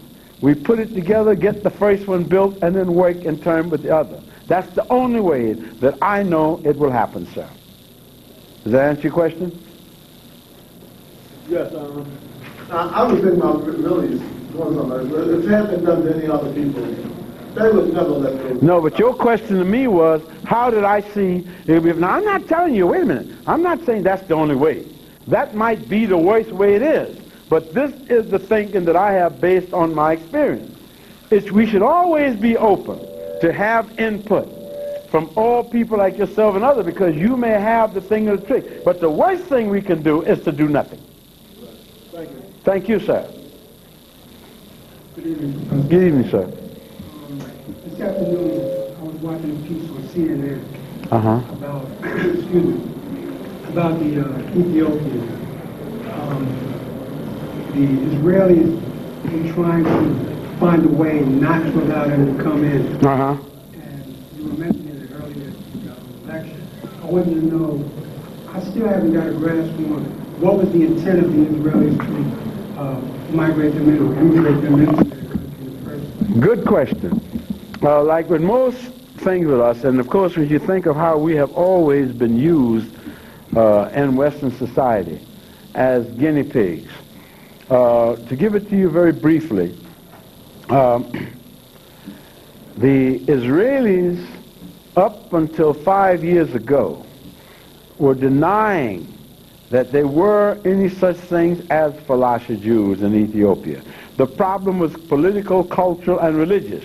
Because, as you know, just as Ethiopia has the oldest Christian concept, the Coptic in the world, this is also the foundation of Judaism.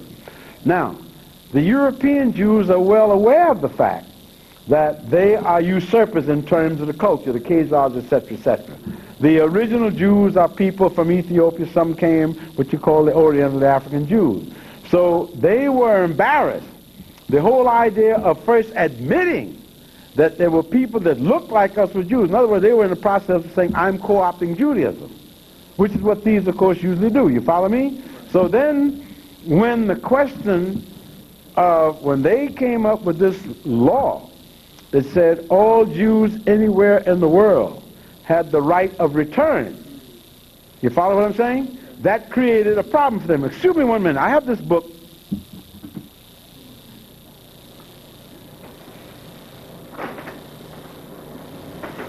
The Fate of the Jews. Listen to what the Jewish lady said. She talks about this. And this is exactly what the image was from the Falashas. I won't bear you too much. I just want to give you what the traditional position of Israel were on the part of a Jewish scholar, Roberta Furlick. This is published by the New York Times, 1983. It's called The Fate of the Jews by Roberta Strauss Furlick. And here's what she says. Falashas 164, 209.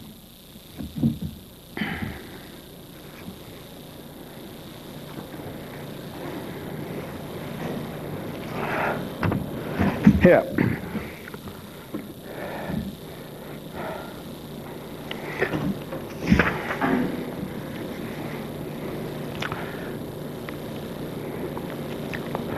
Here we go now.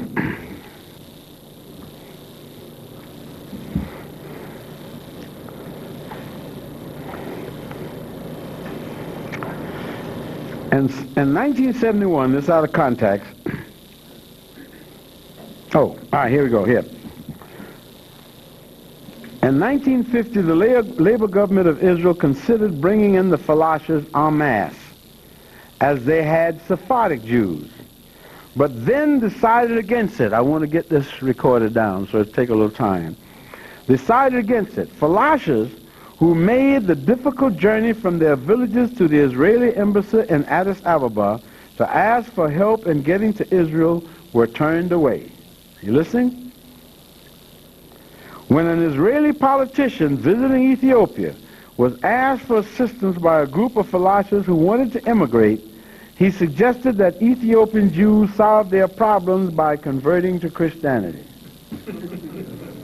Did y'all hear this? All right.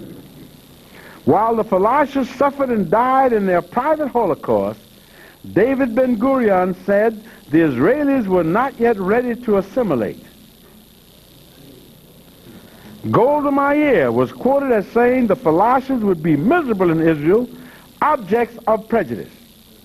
She also feared they would ally themselves with the Sephardim. Now remember, that's that in-group, the Sephardim versus the German, the Ashkenazim, and said, okay? A Jewish agency official said, quote, take a Falasha out of his village, it's like taking a fish out of water. I am not in favor of bringing them. All right? I'm talking 27 years ago.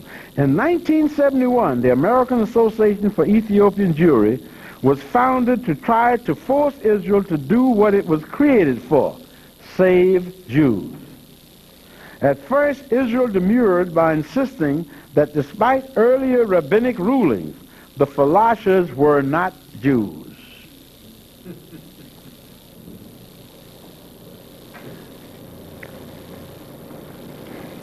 In 1973, the Sephardic chief rabbi ruled that they were, but the Ashkenazic chief rabbi held back. In 1974, An American writer reported that someone in the Israeli embassy in Addis Ababa told him that, quote, the plight of the Falashas was a domestic problem of Ethiopia in which the Israeli government does not interfere. By the same logic, the Holocaust was a domestic problem of the Nazis, and the plight of Soviet Jews is a domestic problem of the Soviet Union. During the chaos and civil wars that followed the unseating of Ethiopian Emperor Haile Selassie in 1974, the level of suffering for the Falashas rose. In 1975, the chief Ashkenazic rabbi finally concurred in the ruling that the Falashas are Jews. A committee made up of members of various Israeli ministries was established that year. It found that Falashas were entitled to automatic citizenship under the law of return, as I just spoke about earlier. And Israel still did nothing. Until 1977, no Falasha came to Israel legally. There were 165 Falashas in the country. Some sneaked in. Some were stowaways who jumped ships. Some were brought in by the American Ethiopian Jews as tourists. In August 1977, Dr. Graham Berger, founder of the AAEJ and a longtime professional in American Jewish organization, delivered a lecture at Hebrew University in Jerusalem in which he accused Israel of racial prejudice against the Falashas. Can't be clearer than that, can you? He said that Israel planes, which were flying to Ethiopia daily to bring in military supplies, could be used to bring out Falashas. Israeli reporters who attended Berger's lectures were warned by the government that if they printed a word of it, 28,000 Falashas would be murdered by Ethiopia the next day. But no one was murdered, and 11 days later, 61 Falashas were brought to Israel by Israeli military planes, just as Berger suggested. For the first time since the establishment of the state, almost 30 years earlier, Falashas legally entered the Jewish homeland. Small groups of Falashas have since been permitted to come to Israel, but the basic problem remains. There are 2,000 Falashas in Israel, but more than 10 times that number in Ethiopia, still waiting to be rescued. A Falasha in Israel said, quote, I know the situation of the Jews in Ethiopia. There's going to be a Holocaust there and no one listens. How can Jews ignore their brothers who are dying for the sake of their religion? The small group of Falashas in Israel hesitated to criticize the government because they feared reprisals. Is that clear? A Falasha activist explained that they could have been denied jobs or apartments. Quote, Israelis can be very vindictive, he said. Listen, they're that way to whites. The Falashas finally realized that the only way to accomplish anything was to raise the issue publicly. In January 1979, they demonstrated in front of the Israeli parliament. A Falasha leader said, quote, if our people don't get help, they are sentenced to death. Prime Minister Begin promised the Falashas he would do something, but in the meantime, they were to trust him and be silent. But they trusted him and were silent, and nothing happened. In October 1979, they demonstrated again, protesting that Israel was silent as the final solution is carried out on the question of Ethiopian Jews. They also asked, why are we rejected? Is it because we are black? Begin then set up an interdepartmental committee on the Falashas made up of the same officials who had successfully ignored or blocked early attempts at rescue. Now, this seems to be very clear and straightforward to me. An Israeli official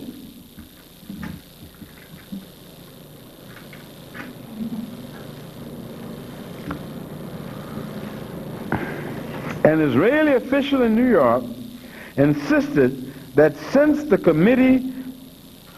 what the committee did was secret, it could not be questioned or criticized. Is that clear? That's the position they took. Since the meeting was secret, it couldn't be questioned or criticized. Not surprisingly, the committee did very little. In December 1979, at the annual conference of the North American Jewish Student Network, Ezer Weizmann, then Israel's defense minister, replied to a question about the Falashes, quote, "Everyone in the cabinet has their own problems. You have to bother me with the Falashes too? Falashes Malasha." Weizmann later said, "Tell me the truth. Is this the most important issue we have to deal with today?"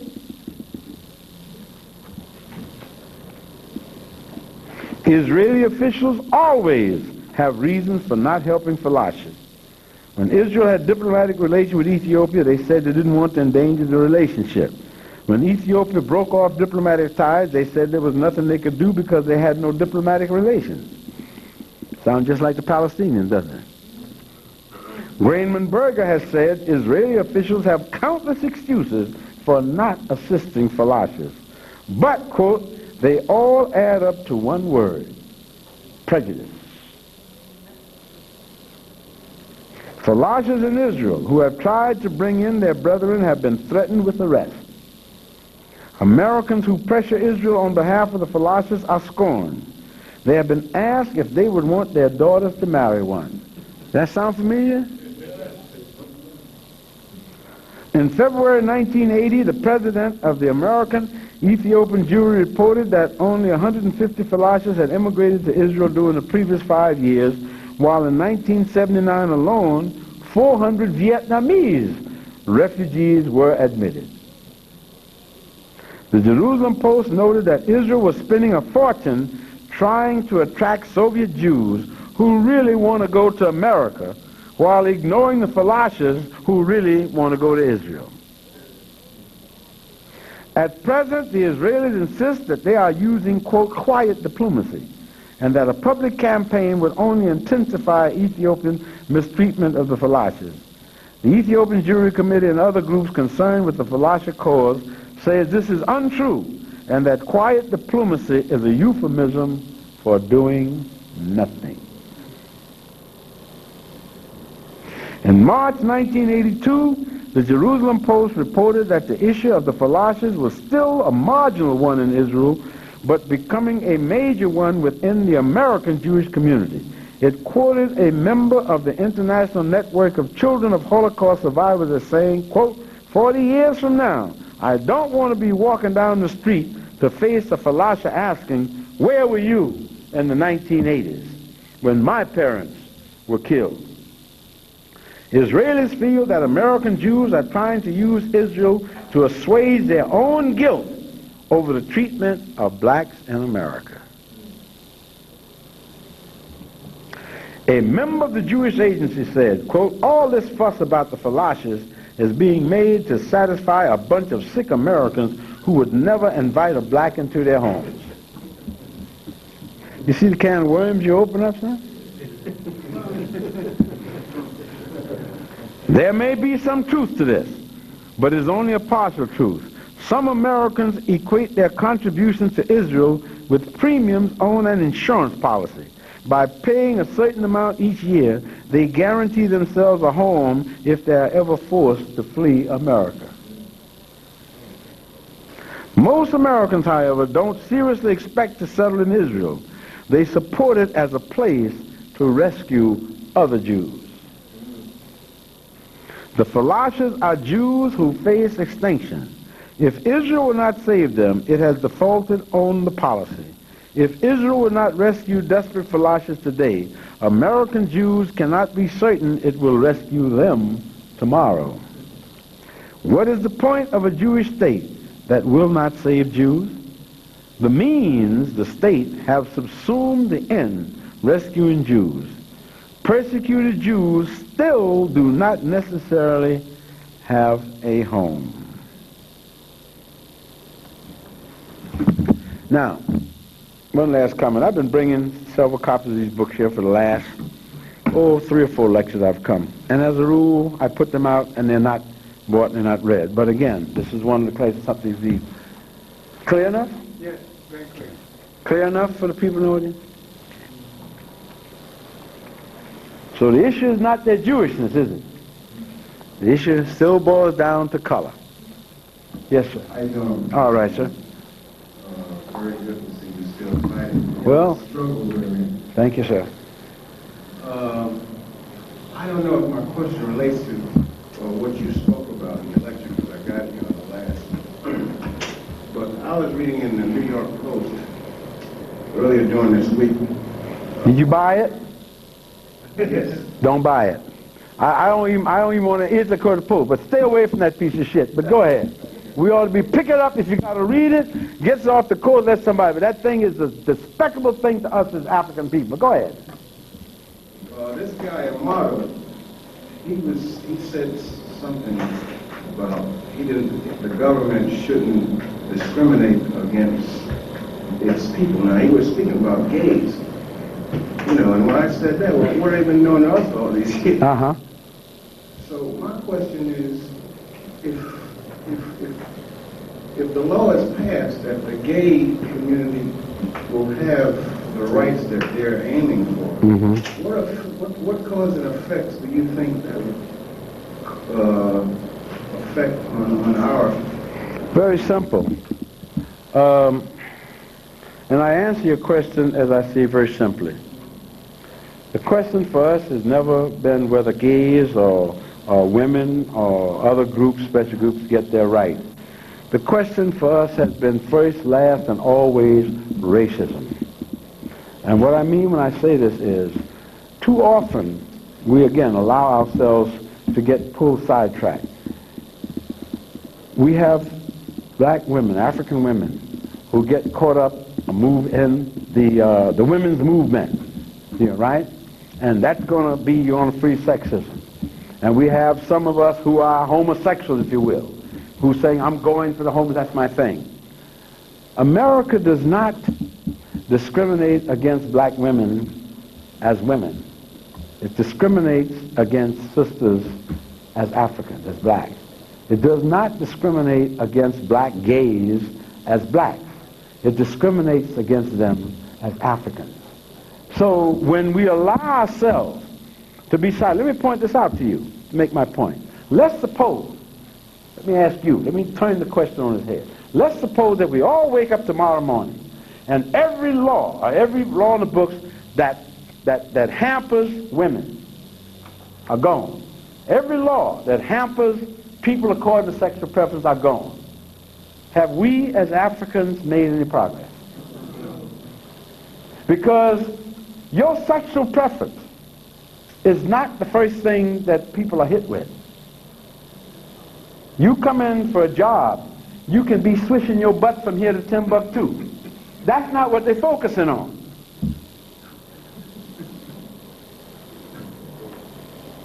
You follow what I'm saying to you?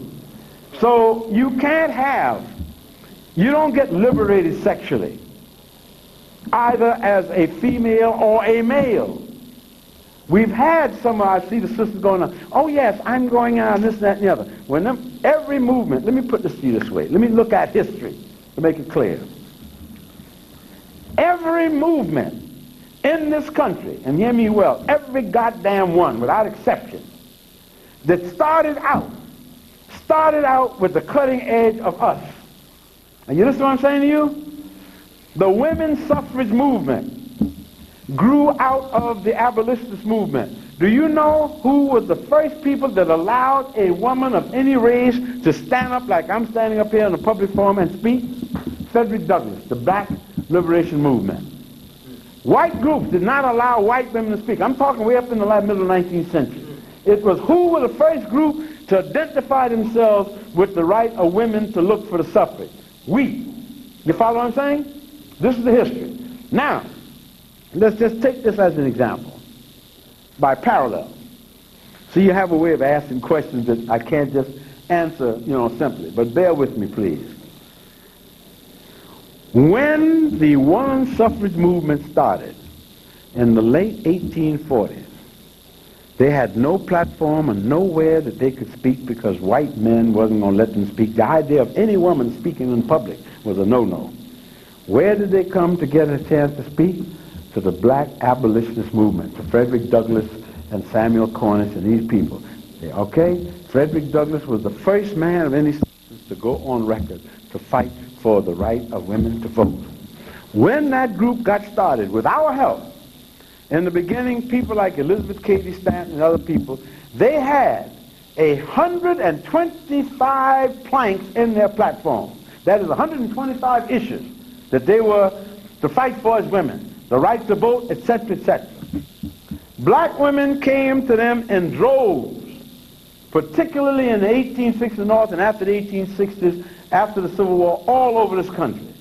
Up until 1880, over 90% of all the women in the women's suffrage movement was Mosetta. And then it became safe, after the cutting edge on, for middle-class white women to become involved. In the convention of 1882, held in Buffalo, New York, the black contingent went there and they discovered that all of those planks, particularly the ones which committed the women's suffrage movement to equal suffrage regardless of race, creed, or color, all of them about equal rights for black women, every plank that referred to race, which was about 15, had been, boom, the new plank didn't have a damn thing to say in there. When the black sisters came up to ask why had these planks been taken out of the platform, so they're on their way home now. You get what I'm saying? They're big now, got respect. You know what they were told? Now you ain't gonna believe this, but I'll tell you where you can find the information. They were told that since white women were inherently non-racist, when the white women got the vote, that they would look out for the rights of their black sisters. And therefore there was no, that's right, that there was no need to have any planks in there referring to race. And the black women, to their credit, got up and walked out and drove. As a matter of fact, that was the beginning of the Council of National Negro Women, as a spinoff out of that. Now you can find that whole history about our relationship with various reform groups in a book called The Reluctant Reformers. It was published by Doubleday Doran about 20 years ago by Robert S. Allen, the same guy that just wrote this book on the killing and the trial of these black soldiers at Fort Chicago and this exposed ammunition dump. So my point, I think, is well taken, that whenever we have hitched our wagon, you follow what I'm saying, to another group's interest, I don't argue the legitimacy of their interest. It has always ended up with them using us as the cutting edge and reaching a certain momentum and leaving us in the lurch, and they go on about their business, and we are still sucking hind tip. If y'all just look back 70 years ago, the Jews were running after us, watching our backs and Jews. That was the watchword. Discrimination. Leo Frank got lynched, etc., etc. What happened to that coalition? What we must always remember, and this is fundamental, I say to you, sir, never forget this. Groups, all groups have permanent interests. No group has permanent allies. You follow what I'm saying? We got interests as our people, and those interests are eternal. No matter what happens, you and I and all of us in this room are locked in certain interests. History has done this to us. Culture has done this to us. There ain't nothing out here that says that we have an automatic link with homosexuals, with women, with rich people, with poor people, or nothing else. White people on welfare will not get up off their asses and come out and march with black sisters on welfare. The system manages to take care of them so that they don't have to be embarrassed. I saw a program, some of you may have seen it on 60 Minutes, you may have seen it, where this little white girl, 17 years old, 3 children, no husband, sitting down in Mississippi, outside a shack. When it rains inside and leaks outside. And she's 17 years old. And you see the little baby walking around, and little cracker children, they're pitiful, man, when because they're bright. And she's saying, well, a raising weight can't have nothing, it's all of the colors is on welfare. And that's all they want, is to get the welfare. And the guy says, yeah, well, and I'm this, how old are you? I'm 17. These your children? Yeah, well, I got these 3 children, and this one here is 3, and this is Mary Jo, and this is Johnny Liu, and he is 2, and this is my baby, and he's just 6 months. Right? Yes. Well, are you married? No, I ain't married. How do you live? I get welfare. You see the mentality. What I just tell you before. The mentality is, I'm entitled to it. You ain't. You follow me? And that permeates. It ain't got a damn thing to do with sexual preference or non-preference. The gay community gets born as whatever the hell they are culturally. You can be a racist and gay. Okay? Just like you can be a racist and homosexual. I have nothing personal against people. Because first of all, the whole joke about gays and that's a farce. Certain cultures have always preferred to have gays. That's what the Janissary is about. Socrates in his Republic said, the best thing is to have men who will get all of their sexual needs from their comrades. That way, they don't have no outside interest. They don't have no children to support. It tightens up the whole morale in the place. So this whole thing. Anglo-Saxon culture is loaded with homosexuality. And some of them have gone, including Churchill's father, who left his wife to go running off to India with some goddamn second lieutenant and ended up getting syphilis from it and given to his wife, Jenny. Sorry about that. You know, do you follow what I'm saying? So I don't think we ought to even get, if you find people among the gay community, any other community, you can find common cause, no problem. But remember what I said. At some point, your interests are going to diverge. And when that happens, it's just like what happened. Everybody was talking about this coalition between blacks and Jews, which never has been true. But then came the question of affirmative action. And who got off the boat? Are we still out here scuffling, trying to catch up? So I would argue that we cannot even afford to allow ourselves to look at it. We must always look at things purely from our own interest. Damn whether they like it or not. Thank you, sir. Very good. Thank you. You're welcome. Last question, and I'm going to get my butt out of here. Where's my lady? Oh, okay. Thank you. I thought you done left me. Excuse me. Good evening, sir. Thank you for a very inspiring and very educational lecture. Thank you for coming, sir. My question is, I would like to know what was the basic religion or religious beliefs of our forefathers in the motherland of Africa. Okay. Just before the our Holocaust. Yes. Occupation came over and brought our forefathers over here to this country and indoctrinated us with this holy Bible and religion. Well, the answer is very simple. And this is something we need to do. And I'm glad you asked the question, because we could usefully use some courses on traditional African religions, since we are so ignorant about them. And when you look at African religions, the first thing we have to recognize that all African religions were monotheistic, in the sense that they all believed in a supreme God at the top.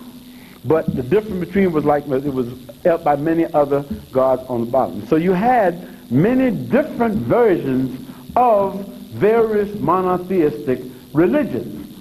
All of them dealt from the concept of a supreme being. Now, the one thing that you find that differed, and bear in mind, any of us can spend 3 generations just dealing with various aspects of African religions. But one of the main things you find within the overall framework of a monotheistic concept, but of course with sub-gods, if you will, or sub-goddesses, the variations came primarily with the various African concepts of the origins of humanity and the earth. They varied quite a bit on them. And the reasons, for example, the Dogon people have the belief that said Olorun, who was the head god, what the Europeans call God. I'm just citing this as an example. That at one point, he lived just above human beings, and he involved himself with them. But he said that, now you could laugh at him, but why he left was that the people started tormenting, begging him for so much of this, that, and the other, and the women would reach up and tear a piece of his bed off to put in soup, and finally he just said, I can't deal with this anymore, and took off up into the sky. But once again, you have this concept, the concept of air gods, gods of the air, Clathonian gods, that is gods of the earth, and of course sky gods. So once again, there are the three concepts that's basic to all religions. A concept, an explanation of the skies, the heavens, a concept of the explanation of the air, the concept of the explanation of the earth. And this makes sense because all cultures starting out as being either hunting and gathering cultures or agricultural cultures understood very early on the importance of the elements, right? Even though they may not have understood it, they knew, as I said earlier, you don't play with lightning and you don't play with thunder. And if you look at all African religions, they have a thing. One of the things that we brought here, there's so many things that we brought, and nobody performed no prefrontal lobotomy on us. There are many African traditions we follow today without even knowing it, even after 500 years. One of them is down where I come from, the idea that when someone died, and talking about the Sea Islands and the coast of Georgia, when you died, your tools that you use, carpenter, mason, hammer, whatnot, would be your pot, would be put there on your, get with me. I knew my grandparents and all of these people, they didn't even know why they did these things. But if you died and you were a mason, your main trowel would be put in and protected and protected. You follow what I'm saying? This, of course, is again, comes from that tradition. So, and of course, when we go to the areas where you find the traditions, stay among us, of course, are where we had the largest number. The concept of an answer to the spider, very big in Jamaican culture history. The whole concept of Uncle Remus and Barabbas. Again, West Africa comes out, which was ripped off by Joel Chandler Harris. But these were the folk tales and the religious morality tales that comes out of Africa, which of course was brought into Europe by Esau. So it was a very broad cultural thing, in many manifestations. But fundamentally, you had the concept of a monotheism, the chief god, etc., etc., etc. And of course, the aids were the lesser gods and the ancestors. That is why the concept of respect for the elders came in, because it was the elders who had the contact, the animism, to talk to God, and then through the elders, you got the levels down to you. Okay? You're welcome, sir. Now I'm going home. Thank you.